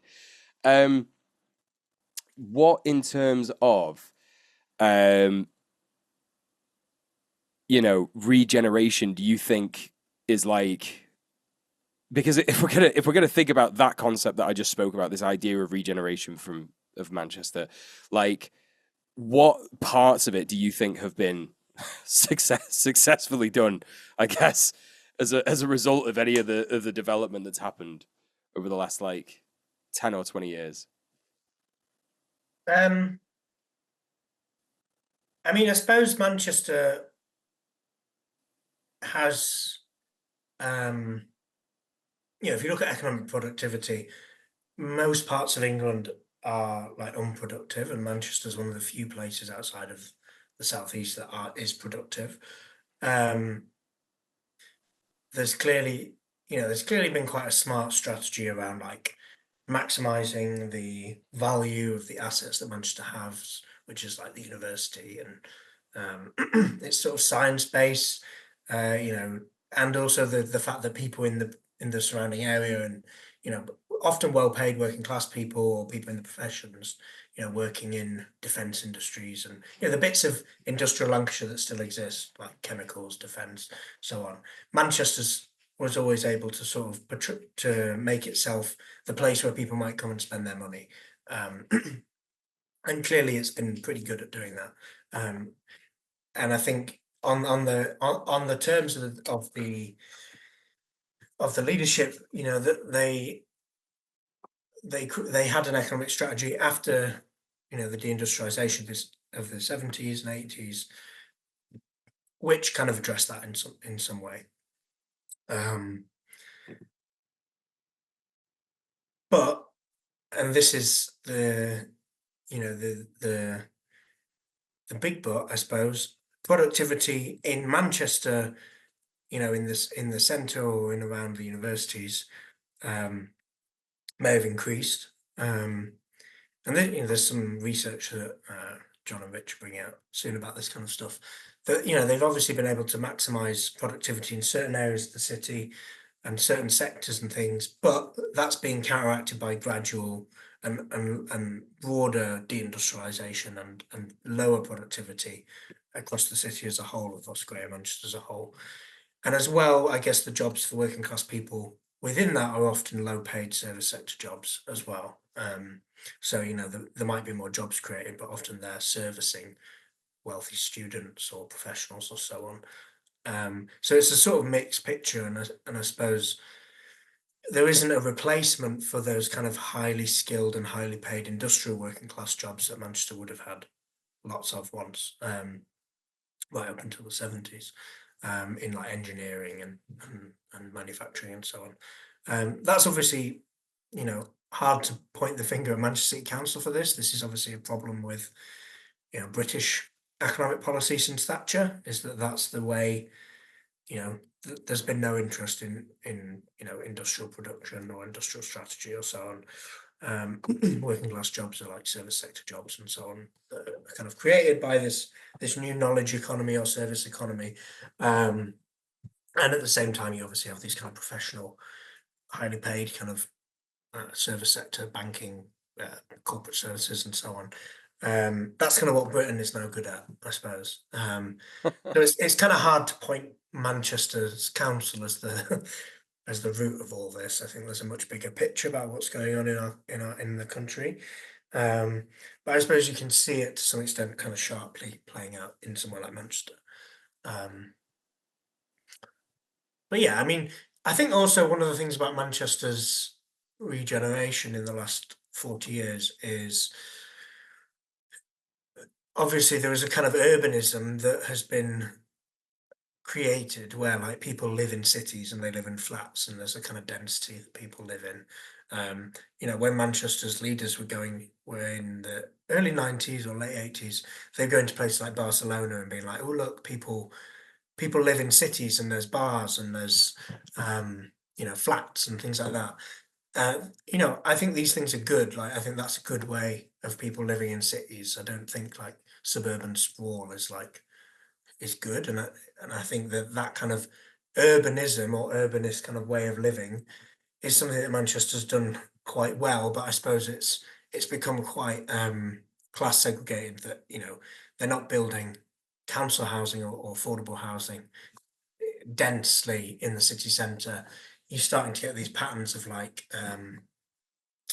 spatial social segregation where like the poor and the working class are pushed out to the peripheries and the wealthy live in the city centre. I mean, the census data kind of showed some of this stuff emerging. That's quite unusual for British cities, I suppose, which have always had a much more kind of mixed. It's more like what American cities are like, or French cities.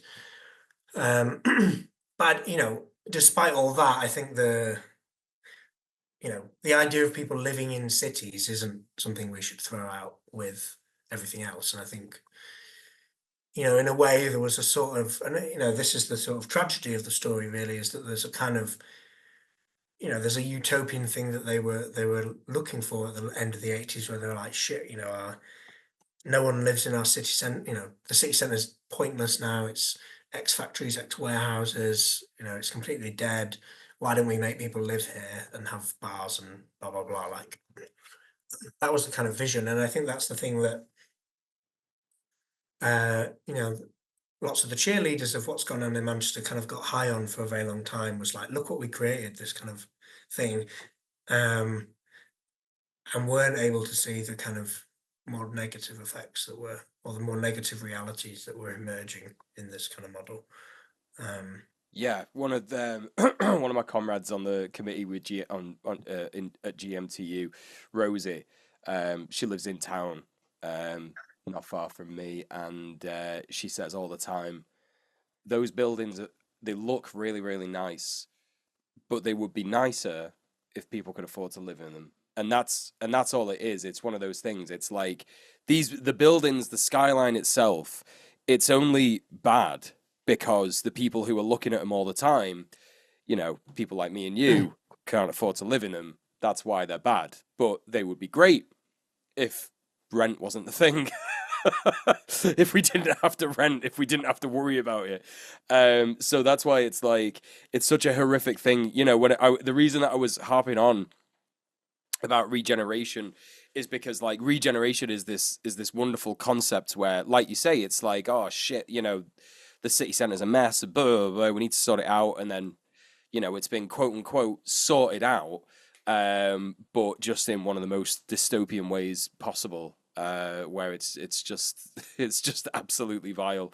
Yeah, and it really is that, isn't it? Like, you've really sort of like actually opened my eyes quite a lot there, that like most people's jobs now are servicing wealthy students or people who are like commuting in to like do work here and stuff, which is just completely fucking bizarre. I'd never actually fully grasped that. And the sort of the housing model is that the people who get serviced can walk to work or even just work in their flats. The people who do the servicing have to commute in from somewhere in the periphery. Lee, I have to go move to Lee. Yeah, they have to commute in from Lee on the V1. Yeah, Um, which runs all night now, so well, all the better no for excuse. those labour requirements. Yeah, yeah. No, I think that's the sort of end point, that you have a wealthy core within a city where people work in tech or universities or finance, law, whatever, well-paid professional jobs, and their coffees are served, their cleaning is done, their sandwiches are made, their shops are run by people who live miles away and are kind of bussed in and out of the city.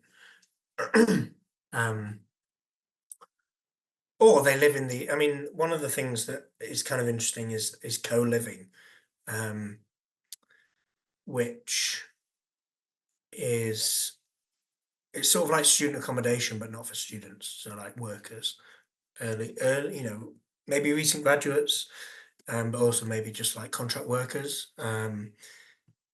Super flexible, like you can kind of rent for a month or 6 months or whatever. You don't have to sign a contract. Lots of different pay scales. Manchester's got a lot of this stuff coming online soon.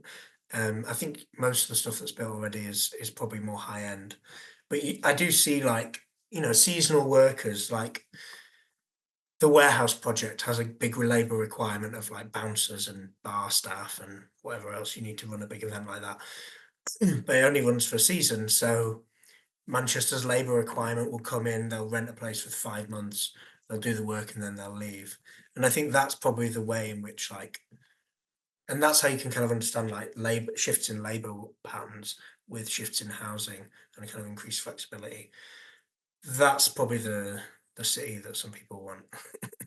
And the Yeah. students go to the warehouse project. Yeah. That some of what you're describing links to a question I was meaning to ask you anyway, which I guess is about like we have in the UK, like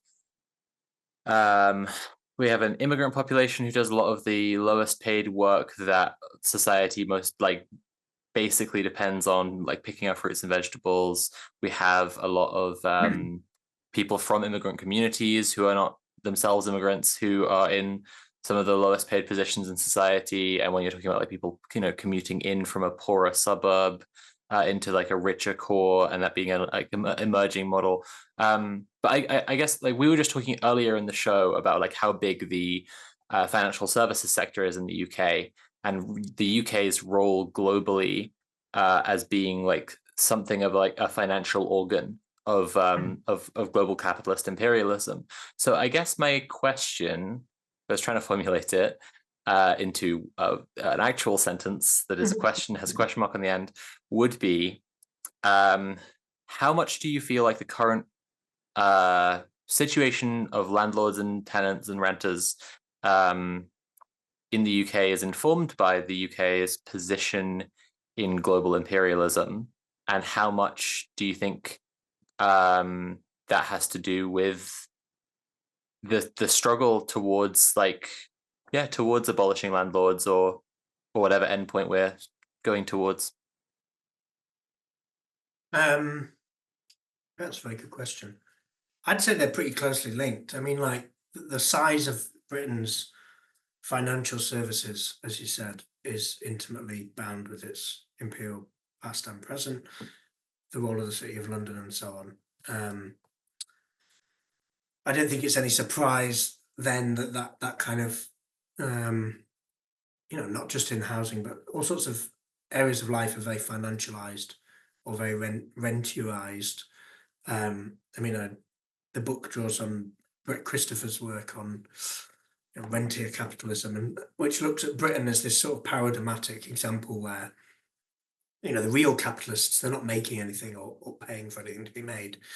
They're just owning things and then drawing rent off it, and that's they might own housing, or they might own crucial infrastructure or platforms or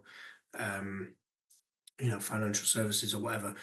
He kind of goes through a lot of these different land, obviously, goes through a load of these different things and shows how Britain is this kind of, really advanced rentier economy where so much of everything we do, everything that makes the society function is owned by some asset manager somewhere to draw for kind of regular and steady rental income, not just in housing. But probably why would Britain be the place where that's most advanced? Well, as you said, it's because of the financial sector being so large here. Just seems kind of obvious. I guess also you can think of like in Manchester, for instance, the Abu Dhabi United Group which is the kind of sovereign wealth fund of Abu Dhabi, bought the football club, Manchester City, and also have invested in kind of housing, rental housing. So they own about 1,500 flats in Manchester, kind of draw like £10 million a year or something rental income out of that. Abu Dhabi obviously has this kind of long imperial connection to Britain. You know, it was part of the British Empire. The elites of Abu Dhabi have a certain relationship with the elites of Britain. Similarly, the investments from China that come into Manchester property via Hong Kong, obviously ex-colony as well. So I think these kind of very deep structures, I suppose, within the global economy shape our present. So yeah, I would say they're completely intertwined. And obviously Manchester, again, is a great place to think about all these things, because obviously its economy has always been, you know, in its kind of industrial era, was a colonial economy as well, obviously with the production of cotton picked by slaves, and also just like the Irish labour force that was kind of brought in from Ireland, kind of forced off the land in Ireland to work in Manchester and other industrial cities. So that kind of colonial relationship's always been there for Manchester and other British cities, and also is shaping the present today, I suppose. Yeah, I mean, I don't think that you can't really have any serious conversation about radical change in Britain without talking about the City of London. Hmm. I mean, the very fact of the City of London makes it obviously extremely difficult. Yeah, absolutely. Yeah, I mean that too, like the dominance of, I guess, like financial markets driving what decisions are made all over the country. Like when we have had a bit more of a chat about like the struggle of renters in the UK on this show, like we've repeatedly come back to how gentrification is driven by councils, and how much like local councils are working directly with the like construction lobby and like the construction industry. Obviously, like there's a huge presence of financial capital there, where the housing being built is an investment, and is like the decisions of what housing is built and where and for who and how much and how expensive is all far more to do with a line on a graph than anyone's needs. Yeah. So I guess, yeah, but like to go back to part two of that question then, so like what do we do about that? Like what like is it intractable until Britain's like role as a financial organ of capitalist imperialism falls apart, or is it something that we can somehow leverage or work around or undermine in how we work towards the end of landlords? Yeah, like what are your thoughts? Well, I suppose it gives, you know, if you've got a big class of corporate tenants or tenants of a corporate landlord, and their rent is basically leveraged against for all these kind of complex financial models, money flowing between different asset managers and so on. In a way, it gives you a big amount of leverage, if you were able to collectivize those tenants into much broader kind of structures within financial capital, than just like your typical landlord-tenant relationship. I think the Spanish tenants unions have been maybe more effective, but also corporate landlordism has been more of a thing in Spain for like longer, since the kind of financial crash. At mobilizing, you know, organizing and mobilizing tenants of like Blackstone or BlackRock. There's two on there. I can't remember which one it is. BlackRock. And sort of having a great amount of leverage. So I suppose the growth of corporate landlords and very kind of financialized housing sectors in a way creates this potential for mass action in a way that doesn't currently exist with, you know, this kind of mosaic of private landlords. And I suppose if, you know, that would be one level of consciousness, then another level of political consciousness would be that is like directly striking at the world system of imperialism. But I think that's a very long way from the sort of political consciousness of your average tenant of a corporate landlord in Britain. But in a way, you could imagine that being a thing. Yeah, we just need to get GMTU dead big and it'll be fine. Don't worry about it. We're doing really well. Yeah. Well, I think like that we should sort of like sort of edge into sort of like more of that end of the discussion and talk about like actual actions and ways in which that we can prevent this horrific overdevelopment Sure. of Well, our cities.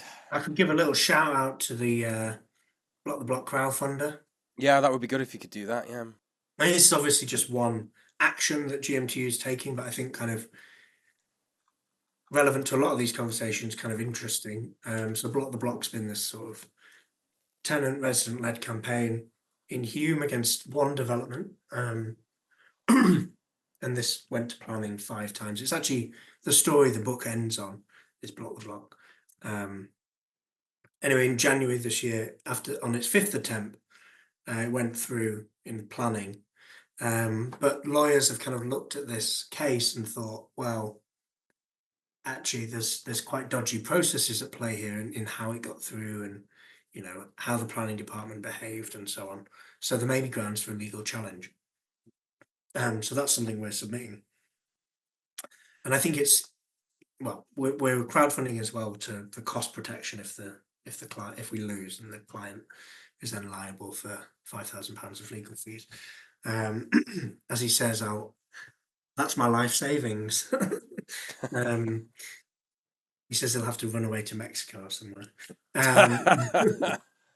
But I think if we do win this case, or if this case goes to court and we win it, it will be kind of interesting because there are arguments within the case that are not just like this development has broken this rule about light and space in this neighborhood, but really like there's some arguments there which are maybe a bit more systemic about the very process of planning. So Manchester has this really weird thing where you can kind of be minded to refuse. So the planning committee can't really vote something down that if they try, the planning officers will say, well, this is a minded to refuse verdict and we can bring it back and have a second go at trying to get it through. This is like a little function within Manchester's own constitution, the council's own constitution, rather than it being something that's like standard in national legislation. So I think Manchester, like anyone I've ever spoken to in London who follows this shit, is like, this is never a thing in London. Like planning committees can vote things down. They might not do very much, but at least they do sometimes, and they have the power to. But this thing of Manchester's one not actually really being able to is kind of fascinating. We think maybe Colchester does it too, but otherwise pretty unique. But that's certainly something people should support. Yeah, absolutely. And I think just to sort of like, drive home the point of what Isaac's saying, I've spoken about Block the Block a couple of times. I actually submitted one of the victories of the Block the Block campaign to Positive Leftist News, Mexi's sort of outfit there on YouTube.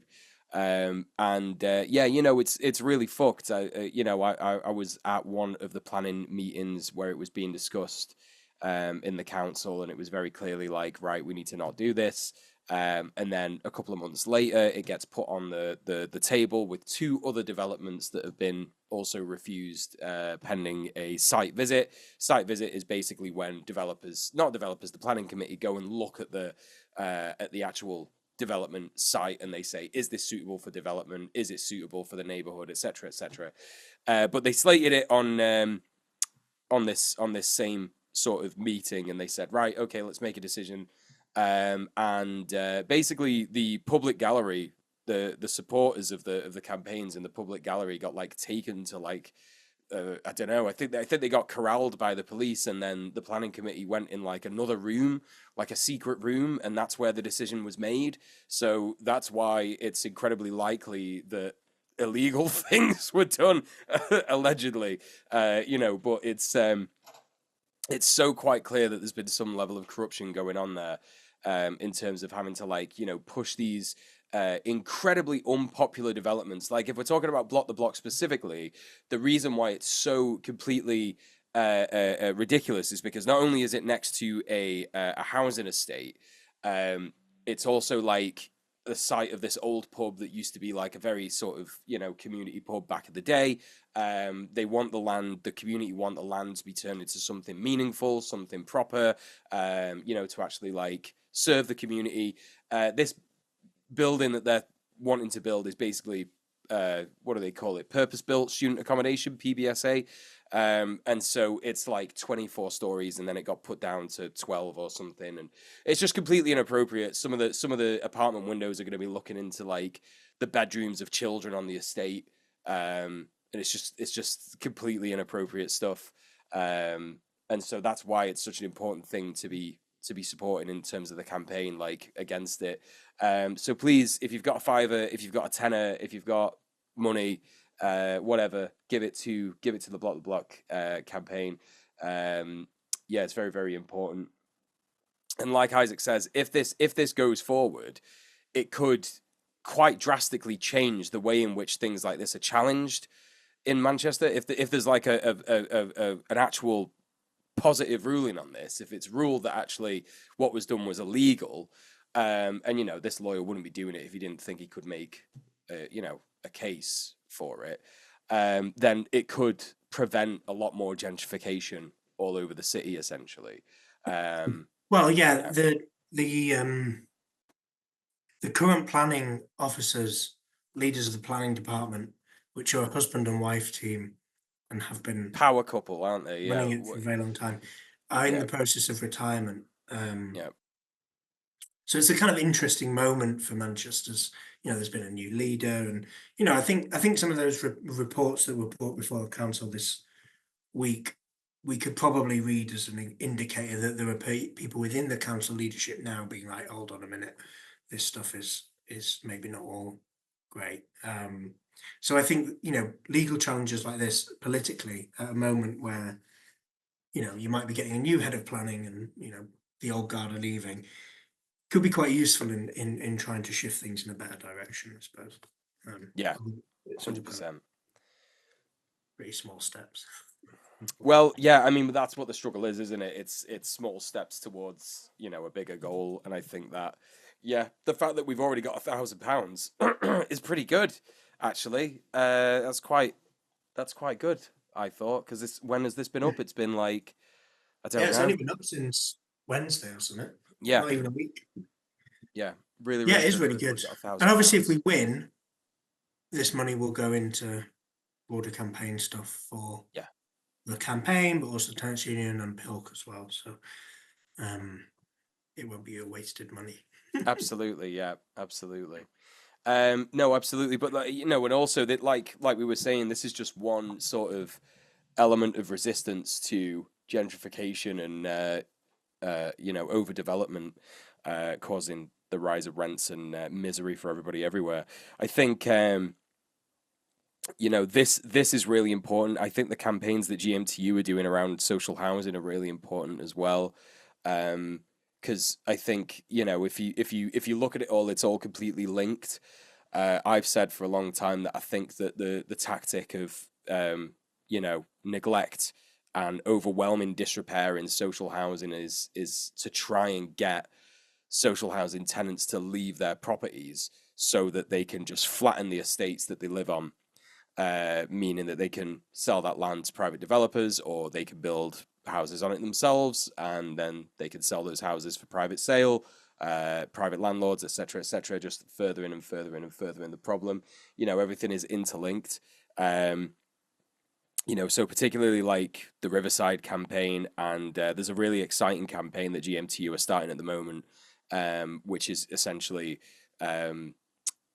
there's a social housing provider in South Manchester called Southway, and everybody in the South Manchester branch is getting really creative about it, and we're looking to dress some people up as rats, maybe or maybe not me.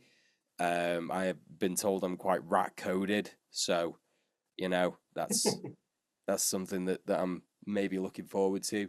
But basically, yeah, it's kind of Well, going to you'd be make like, such a good rat, definitely, thanks, babe. 100%. I And if you have a appreciate it. rat costume, then if there's ever an event for when we interviewed um, the harm reduction rats, we can get you down to London and you can be their mascot too.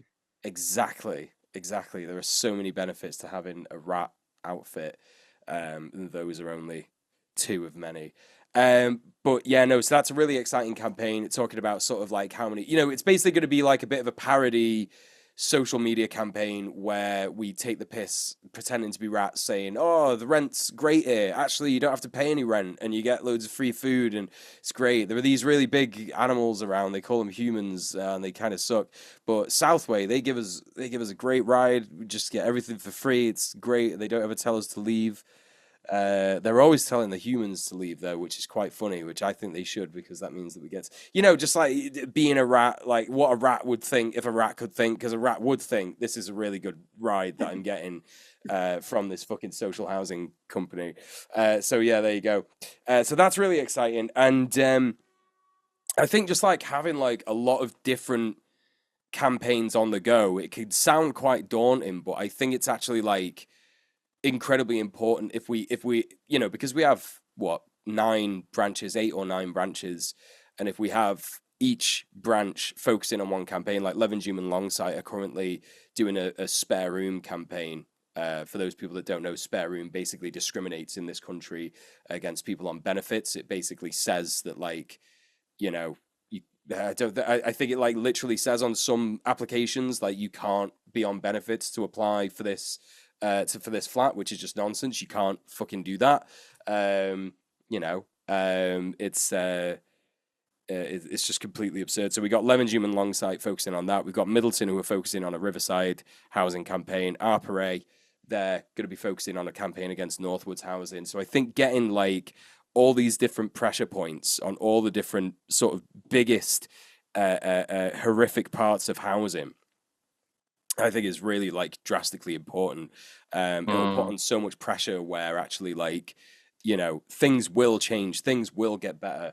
But like Isaac says, it's this sort of like slow steps towards the bigger picture kind of thing. I think it's great having like that you have a bunch of campaigns going at once. I think it's like obviously a healthy sign of growth, right? Like I think that it's especially when they are stuff that's going to target going to raise awareness and reach out to politicize people, because like if you are trying to make GMTU bigger and more of a mass thing, like it's just like spare room. When you're saying about spare room discriminating against like people on benefits, that's I think that's huge, because that's just something that like I've had as a known fact of life for me and everyone I know when for as long as I've been like moving around. I've been in a lucky position to not have to move.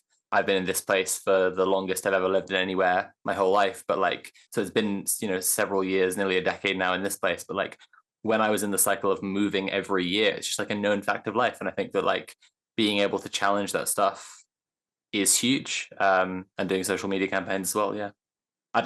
Yeah, that's my thought. Thank you. Isaac, thoughts? You're a really big fan of what's going on in Collyhurst at the minute, aren't you? Yeah. Talk to us about that. I was literally just finding an article about it. How did Oh you? yeah.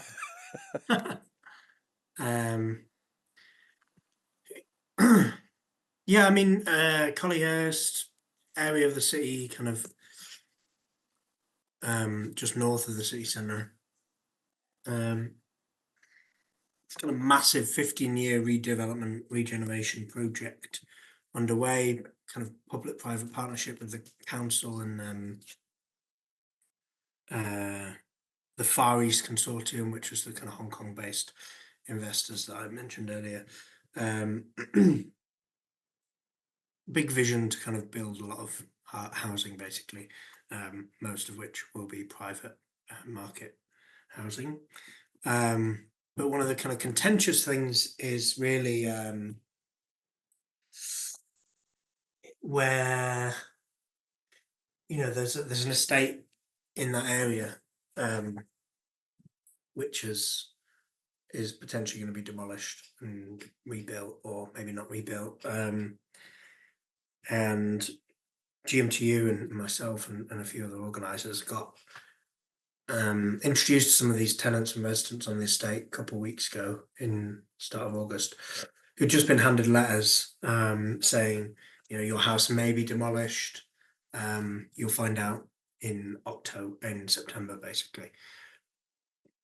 And obviously a very upsetting thing to receive people.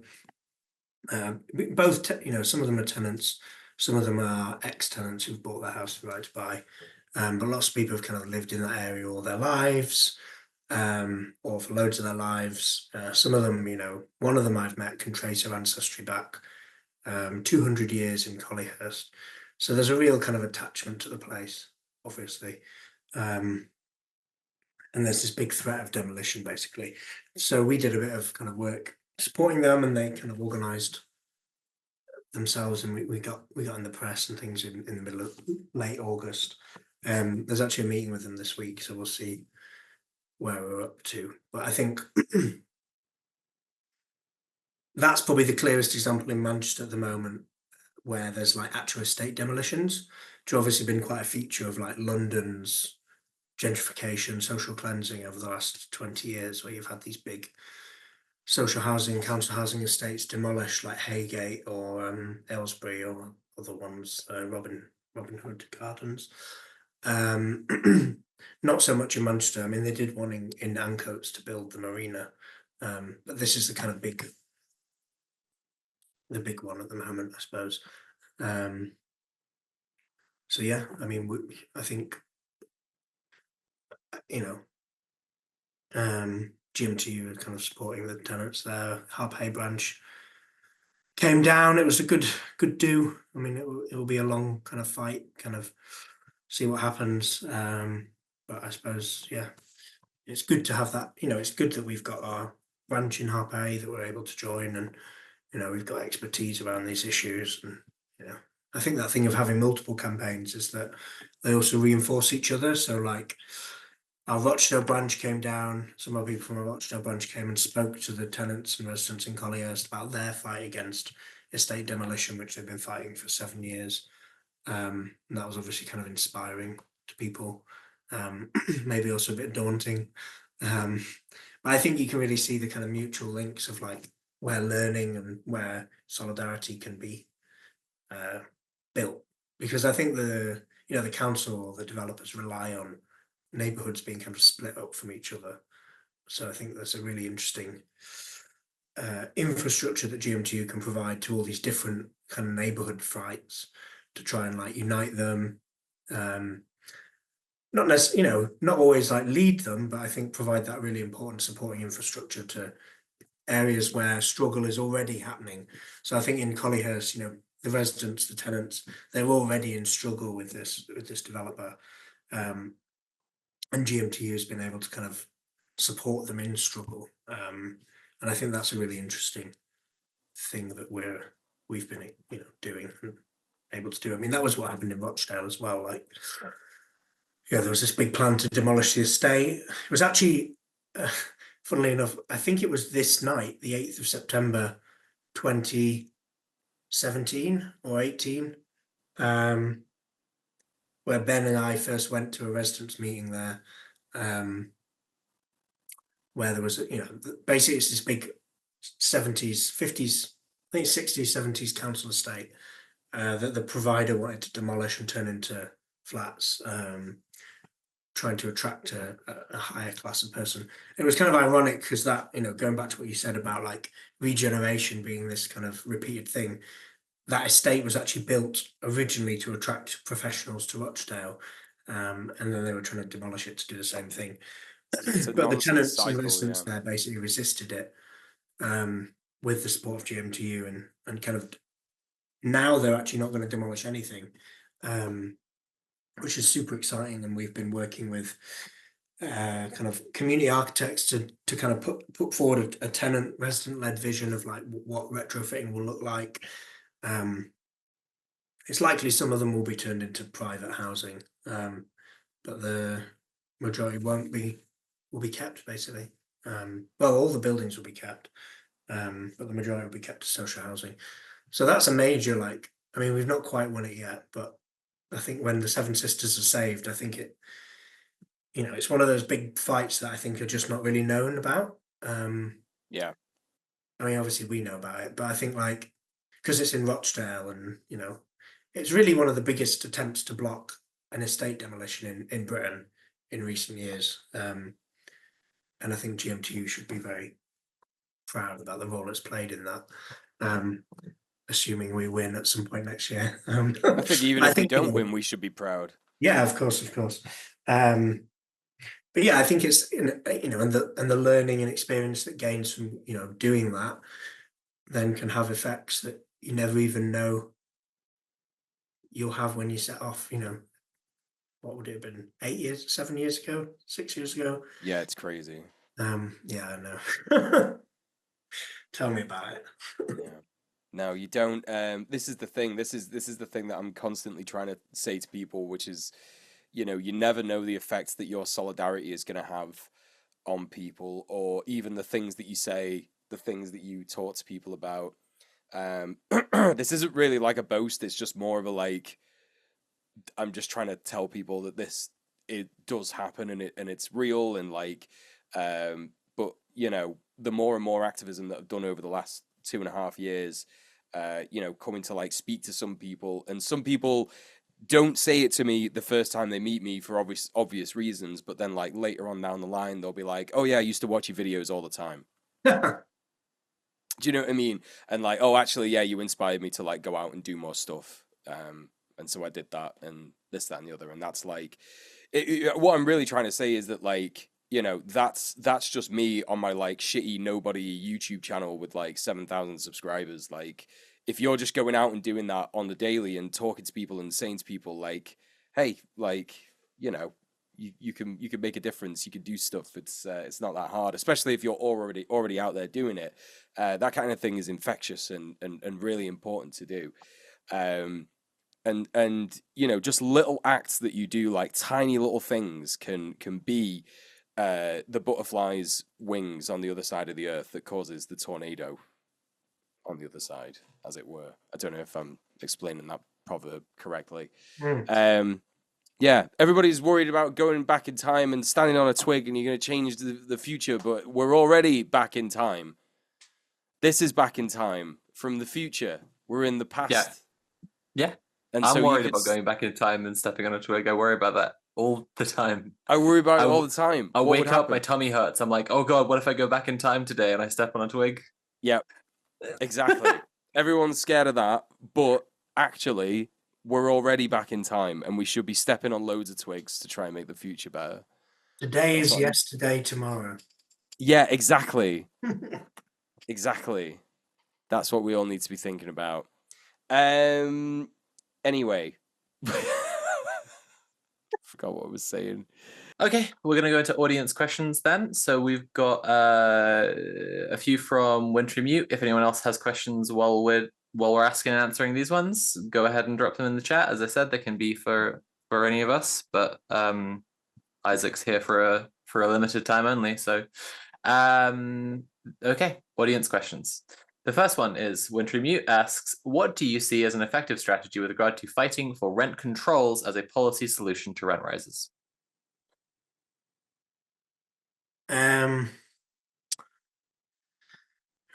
Probably trying to, I mean, obviously, well, there's a lot of discussion, I think, in the tenants movement around rent controls at the moment and strategies for fighting it. I think the one that's been largely settled on for now is like trying to get these powers devolved. I mean, to be honest, I don't think there's much hope of Labour doing this at all, but the plan was sort of like, well, could we get these powers devolved to city regional governments, so like London and Manchester, basically, in a way that obviously the Scottish example shows that the Scottish government was able to bring in a form of rent control because it had these devolved powers, and therefore groups like Living Rent were able to build a mass campaign for rent controls.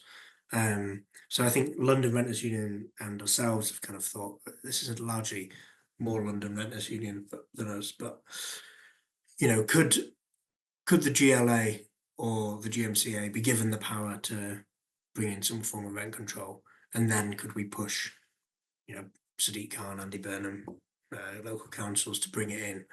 I mean, that to me seems the main strategy going, really, because I feel like there was a sort of acceptance that it would be hard to bring it in at a kind of Westminster level. But it also seems pretty hard to bring that in too. So I don't know. Yeah.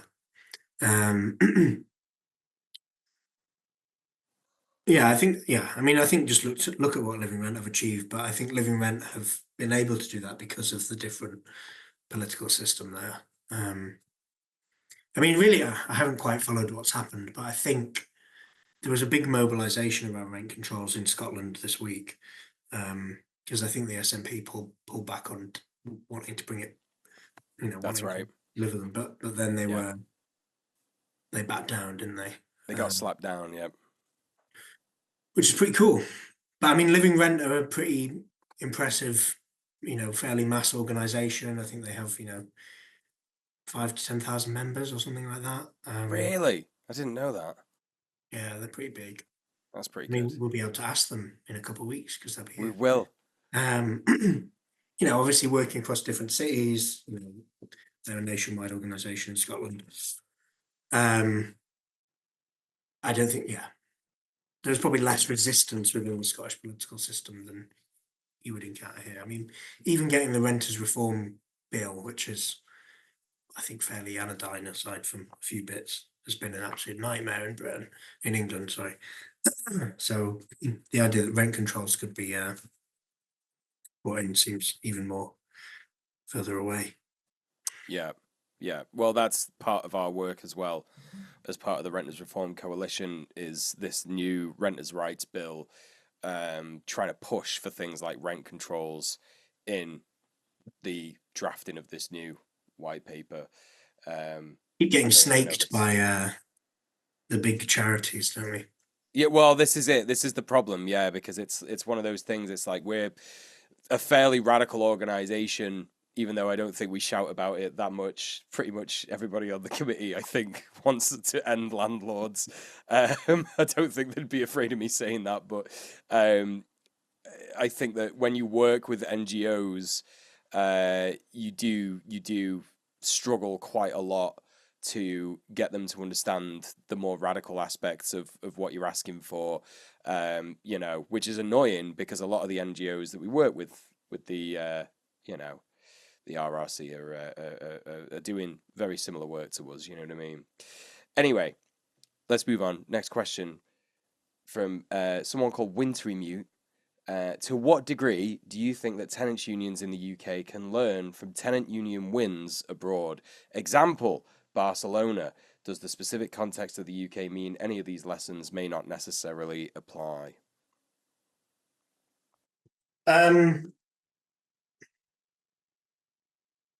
Well, I think the Barcelona, I think there are some things that make it hard to replicate, but I do think these organizations have been pretty good at building these kind of militant and mass movements, basically,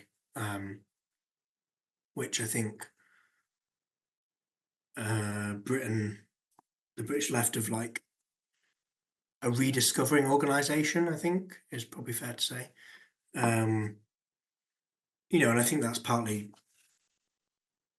the different political histories of Britain and Spain, and obviously Spain's kind of come out of a fascism not so long ago. I think there's always that sense that fascism is a very distinct possibility in Spain, whereas Britain, we've seen this kind of destruction of working class organisation over the last 40 years, and it's not been rebuilt.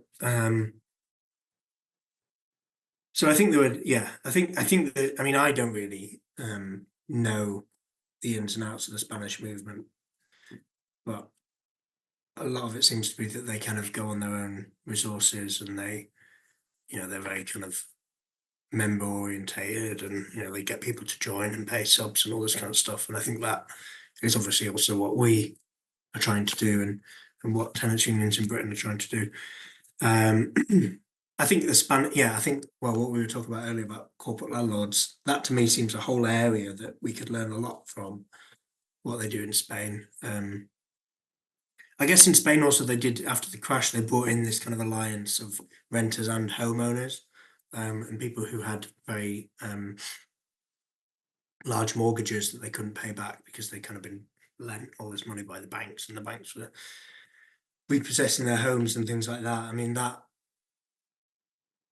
I don't know whether there are potentials for those similar kinds of alliances in Britain. I think certain leaseholders who maybe have like been really fucked by like cladding, or also I don't really know the ins and outs of that either, but it strikes me that some of the stuff that like these leaseholders who have kind of been sold a dud, there's a potential maybe for an alliance with tenants as well. So I suppose that the Spanish housing movement did have that kind of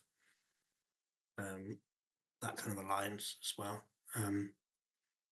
Yeah, I'm not really an expert on the Spanish housing movement. I mean, we've got two people coming over from the Barcelona Tenants Union to Manchester in a couple of weeks.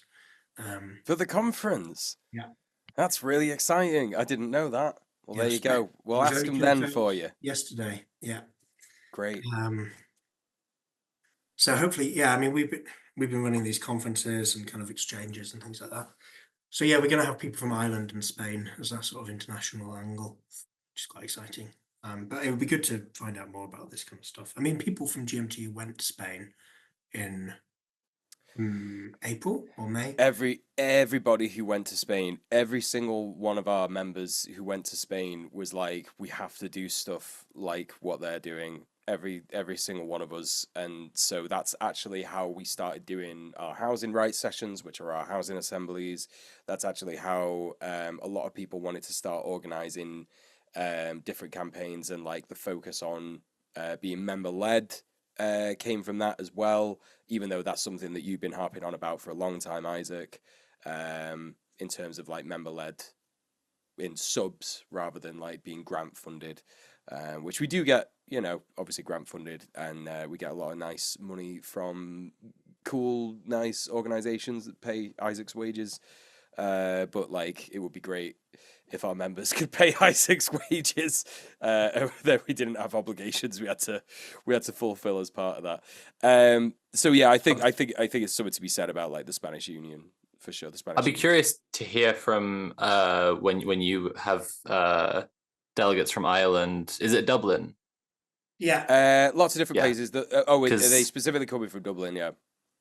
Because because I know the housing crisis is really bad in Dublin. Having a few friends in Dublin, having visited, I know that like the housing crisis and the presence of like new build, finance driven luxury apartments, and like that people can't possibly afford, and so they're empty, and then loads of people are homeless or struggling to find a place, is really, really bad there. So yeah, I don't know. I don't know about the renter situation, but I will be really curious for an update on what it is they're doing there, and if they're having successes, because like you said, with Spain, they've got in some senses a more desperate situation that's driven more of a militant response. It would be curious to see what Ireland's up to. Yeah, Catu are pretty good. They're pretty militant. Oh yeah. No, they're really, really good. I've seen them do some incredible stuff. We keep coming back around to the word militant, and I just like, I don't know. While we do have you here, I just did want to like touch again on the idea of militant particularism, because I was really struck by that in your conclusion. Yeah. Could you unpack it for the audience a little bit? Sure. Yeah. So it's it's an idea of David Harvey's, but I think he's sort of taking it off Raymond Williams. But basically, David Harvey was doing these studies of labour organising in the car plants in Oxford in like the 70s and 80s, I think, and particularly like attempts to stop the plant shutting down and stopping production. And the kind of level of political consciousness among the workers there, and their level of organisation, I suppose. And I suppose a certain militancy of, like, you know, anti-capitalism, or, you know, also being very, very well organised and uncompromising. And he kind of looks at this, and he's kind of playing, or thinking through the problems of, like, the kind of global and the particular. So, like, if you think about this car plant, on one level, the workers are fighting for their jobs in a car plant in Oxford, but on another level, they're engaging with, like, deindustrialization, or the financialization of the economy, or the shifts in global capital, or, you know, maybe they're even fighting for, you know, maybe they have in their, what they had in their political horizons, like a world beyond capitalism. And these are the sort of the global questions, or the universal questions. And I suppose he's kind of coming to this idea that, like, socialism, British socialism's often been built on these very kind of specific militant particularisms, where, like, people are fighting for something quite concrete and quite local and quite specific, but those fights also have kind of broader implications, I suppose. And I sort of use this as an idea within thinking about the block campaign, actually, of, like, obviously people are fighting for a pub on an estate, and they're fighting against the gentrification of their estate, and they're fighting for social housing on their estate, social space, and so on. But actually, they're coming up against, like, these much broader structures of, like, the marketization of higher education, the increasing role of private providers in student accommodation, planning systems, the fact that, you know, global capital is interested in PBSA, in purpose-built student accommodation, because it's, like, seen as a very safe rental investment. So there's that kind of broader political reality, and this kind of broader kind of thing going on. And I guess he's asking how these particular things could be scaled up to a broader politics. I might as well just quote what he says. I mean, he says he's thinking about the move from tangible solidarities understood as patterns of social life organized in effective and knowable communities, to a more abstract set of conceptions that would have a universal purchase, evolve from one level of abstraction attached to place to another level of abstractions capable of reaching out across space. So it's like, yes, it's kind of from the particular to the abstract, to the particular to the global, the local to the global. He doesn't really answer the question, I think. He's just like, we should think about this question. And I think a lot of the you know, when you fight, you know, one estate in Manchester, what's that got to do with a broader politics about transforming the world? Surely he's not being serious, because that's really easy. That's really easy. Solve Like, it for us, surely, Mule. Go on. well, if people on an estate in Manchester are getting kicked out of their homes because capitalism says, sorry, this is ours now, that's very similar to what's happening to, like, displaced peoples, where colonialism is taking their homes. It's like it's not the same, obviously. I'm really hesitant to say it, but it's not the same as what's going on in Palestine, but it's very similar. It's very, very similar. Do you know what I mean? It's like, we have decided that we're more powerful than you, so we get your home. Who cares what happens to you? Whatever, right? That's people struggle with housing everywhere, right? This is the thing. This is why housing is such an important thing. It's why I got involved in it. Yeah. You know, like, the same thing. There is the same thing happening when an estate is trying to stop a bulldozer from bulldozing it. You know, in terms of, like, taking someone's home away. That happens all over the world in these kinds of places. Right. But the question here is, like, okay, so if people in Manchester are trying to stop a bulldozer, the processes by which they're trying to stop that are, like, petitioning, trying to get people in the local community to come together, to talk to the council, to reverse the process of like how the council has approved this demolition, trying to fight a legal battle in a court, right? And when it's to go to Palestine, right? When it's a bulldozer or it's bombs like leveling your estate or whatever, like it's a different thing that they're fighting, and that's the particulars, right? And so like when you're saying the same thing is at play, displacing people and making housing an issue, that's the global, and the particulars for people are different. And so it's the transition. That's what I mean. From if like the question is to abstract the particularism, then that's yeah, how you do but that. like But I guess the question is, how do you build a politics that then speaks to the global rather than, how can you say the solution is actually something much bigger than just the. You don't need to do that. It's already been done for us. Mao wrote this thing. It's called The Little Red Book. Communism already exists. Next question, please. What do you want, man? Well, David Harvey would probably agree with you. Get him on the show. I guess the question is, how do you actually build a movement for the Red Planet? Yeah, well, out of these very particular fights. Well, exactly. this is what we've been saying all the time. It's unionize. It's in every shape of the word. It's build dual power in it. That's what that is.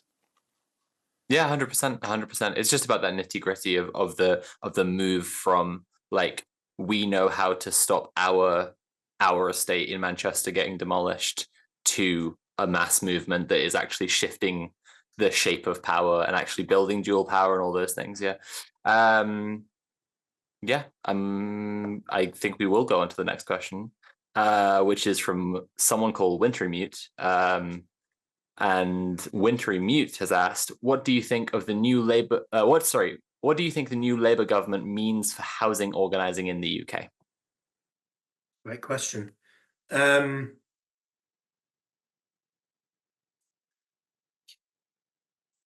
I think one of the things we need to get our heads around, if in the tenants movement, is the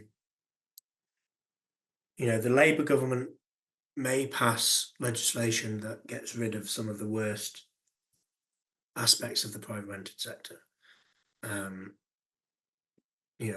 saying they're going to abolish Section 21 and blah blah blah, like all these things that I think are really, really, really bad. And have driven a certain level of radicalization, I think. So I think that probably will happen on some level. I think, but I think what's the obverse of that is like the growth of corporate landlordism and the growth of build to rent.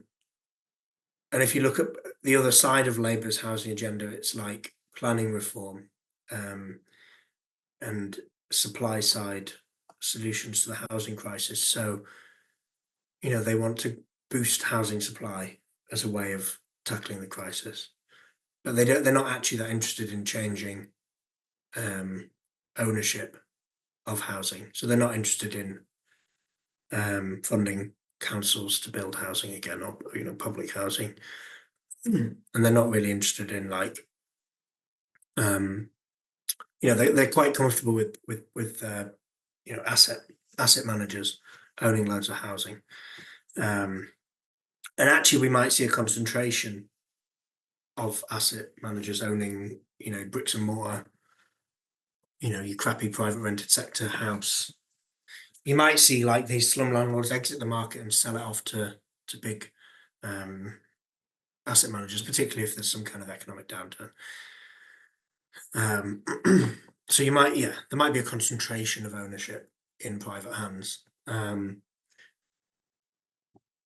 I think all this kind of stuff has implications for the renters movement, because I think you might see the coalition that's like emerged behind like tenants unions start to break up, as maybe like more the more affluent ends of the renters are basically given housing of some sort by they might be able to buy one. They might get like some cheap loan from the government to buy a new build, or they might get, a new build flat, or whatever. So I think that kind of, you might start to see a fracturing of this sort of generation then. Also, the other thing that's coming down the tracks is a sort of, one of the biggest generational asset transfers in history, as like boomers die and their children inherit. So I think all this sort of breaks up some of the coalitions which have led to like various bits of the tenants movement, which to me is why, trying to orientate it within the working class is really important, on these estates, people in low paid work, who are, trapped at the very bottom end of the private rented sector. I don't, people in temporary accommodation. I don't think Labour are necessarily promising anything that will benefit them particularly. I think their reforms will benefit the top end of the private rented sector. But I do think it will sort of shift the terrain on which lots of these groups have been organising for the last kind of 15 years, or not even that.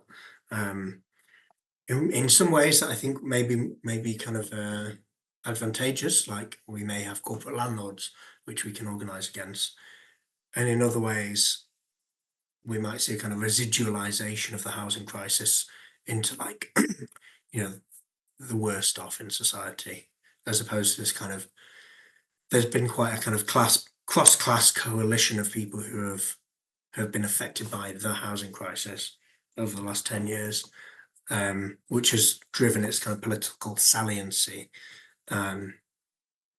which is why I think tenants unions need to be really alert to these shifting dynamics and making sure that they are actually organising in neighbourhoods that aren't the ones that Labour are going to deliver for, I suppose. That's my reading anyway. No, I think right, Labour's been really captured by like private lobbyists, basically. And a lot of this planning reform stuff is exactly what property developers and private investors in housing want, because it means they can build more cheaply and with less annoying communities trying to stop them at planning. Yeah, it's I think that you're spot on, and that's why we need to focus a lot on social tenants.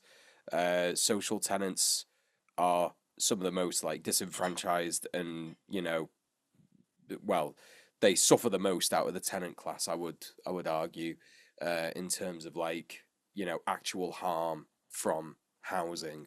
If you've been in any of our members' houses in Middleton, you'll know what I mean.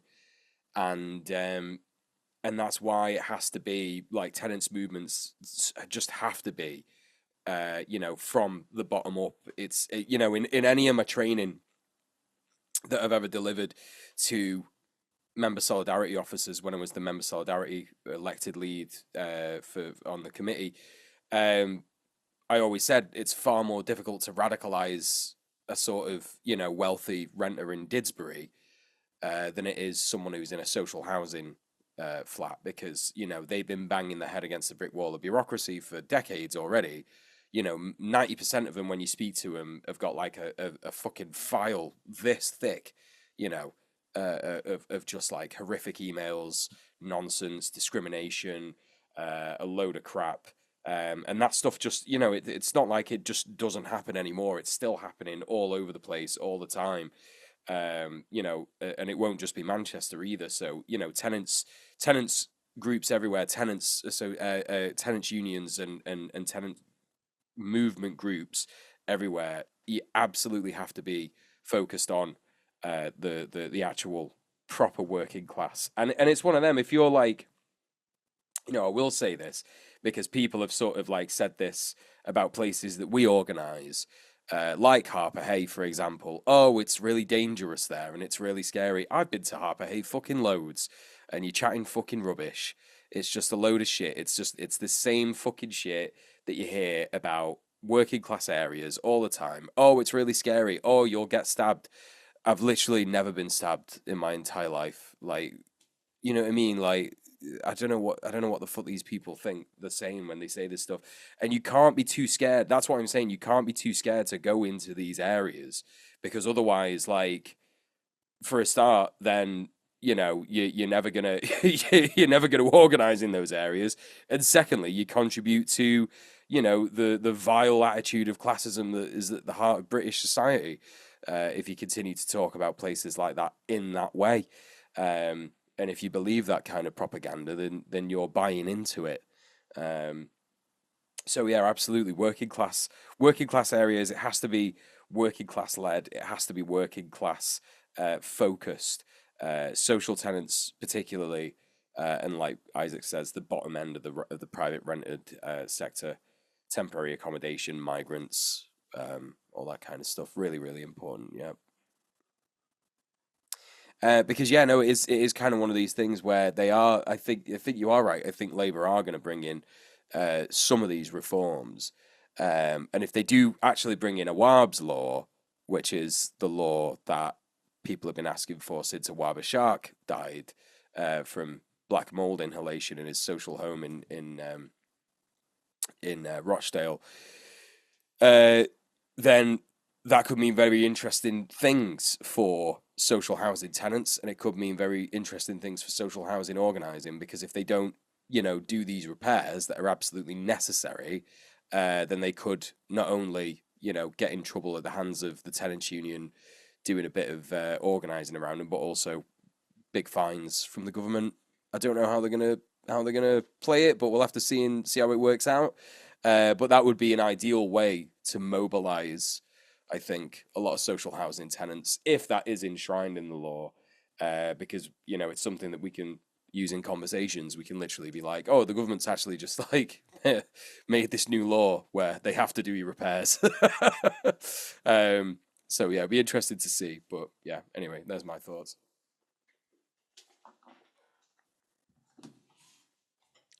Spot on. What? Spot on. Thanks, mate. Appreciate that. I think that's the end of the show. I was waiting for Sophie to say it. It was her turn to speak. Oh, it was my turn to speak. Okay. I think that's the end of the show. We've had all the audience questions now. Isaac, you've been a wonderful guest. We do like to set our audience a little bit of homework at the end of the show. So it can just be to check out your book if you want, but if you have more specific homework for people, what would it be? I think I said join a tenants union. Ah, very good. Yep. Okay, everyone listening, join a tenants union. And of course, check out The Rentier City by Isaac Rose. It's a great read, and I think you'll really like it, especially if you're the kind of person who's going to join a tenants union. Only £14.99 recommended retail price. That's how much we sold it at our stall. It was actually very sweet. The person who's now the legal client for Block the Block read the book, and he said, "Reading your book inspired me to be the client." And I was like, "That's ace, mate." Yeah. So that rules. You might read the book and then say, "I am going to join a tenants union. I'm going to get active," or you might join a tenants union and then read the book. Do it, whichever way around. Yeah. Also, share the crowdfunder and stuff if you want to support and donate. Absolutely. Yeah. Please share the crowdfunder. I'm going to put it in the chat again. Cool. Thanks so much for coming on, Isaac. You're a star. Thanks. Yep. Take care. I'll speak to you tomorrow. Thanks very much. Bye. See you, Sophie. So the remaining things for us to do are to tell everyone again that Red Planet is a show, which is, if you hadn't picked up on that, I'm telling you, it's a show. And not only is it a show, but it's a show that is made possible by our supporters on Patreon, our patrons, over at patreon.com/red_planet. There are various tiers that you can support us at, but the one that we're going to talk about right now, I've just had a note from our producer that I'm going to tell you more about the tiers than I usually do, because actually at some tiers you can have access to Discord hangouts, and there's going to be a Discord hangout this time next week. No show next week. Personal reasons, but we will be hanging out in the Discord instead at the same time, and you can be there if you're subscribed to some of the tiers. So check out the Patreon to read which tiers that is, and then come hang out with us, and we'll chat about Star Trek. Probably just have a cool time, just hanging out is the plan. Conrad, sit down. This Patreon plug has like the weirdest energy of any Patreon plug we've done now. Um, at the top tier, the tippy top of all the tiers, is Bobby Bingus Sherbon and his birthday bingo bash. By which I mean, really, the top tier of our patron is my brain is melting because it's late at night. Sickos, it's the sickos, it's the sickos. Thank you for being a sicko, JBP, Queen Pib, Risk Inverse. I saved you. Yeah, sickos get a personal thank you at the end of all our shows, and that was the thank you. So I hope you feel thanked. But Mule, where can people find more of you if they want more of you? Come on down and join the DJ Mule community. It's DJMUEL. Get me at linktree.ee /DJMUEL. What am I doing at the minute? I've got a new script up on Patreon. Whoa, what's that? I said I wasn't going to do one. That's silly. I lied. I did do one, and it's a very short video, probably going to be like 15 minutes or something about corporate pride. Don't know when I'm going to film that. Probably this week.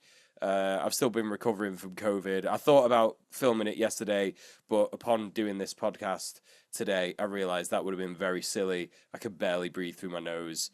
So I'm going to wait for that to not be an issue. Soph, what about you? What about me? I'd rather talk about Tim, who's not here right now, but his link tree is linktree.ee /dreadconquest, and you can find all his links at linktree.ee /dreadconquest. Now that I've helped out Tim by promoting his link tree, I'm going to talk about my link tree. My link tree is linktree.ee /Sophie from Mars. You can find my Patreon, my socials there, and my YouTube channel, and I am going to be returning to publishing very soon. I've got a video edited. I've been on hiatus, but I'm going to be putting up a new video on my Patreon and then out on my YouTube real soon. And I mean, I'm working on a bunch of stuff actually, so I'm going to be putting out a bunch of new videos over the next few weeks. Also on my link tree is my PayPal link if you want to just send me some money to help me to pay bills, because friends have been helping me to pay bills and afford my HRT and my food and everything for several months now. So I really could use some help. And you know what I found out last week was that Linktree removed the tip directly through Linktree feature, and I missed them doing that. So I've been plugging my Linktree and saying, hey, please help me out if you can for a while. And there's been no option to do that. You can do that, or you can go to my Patreon and see my videos early and read my essays. Or you can check out my socials, all that stuff. It's linktree.ee /Sophie from Mars. And that's that.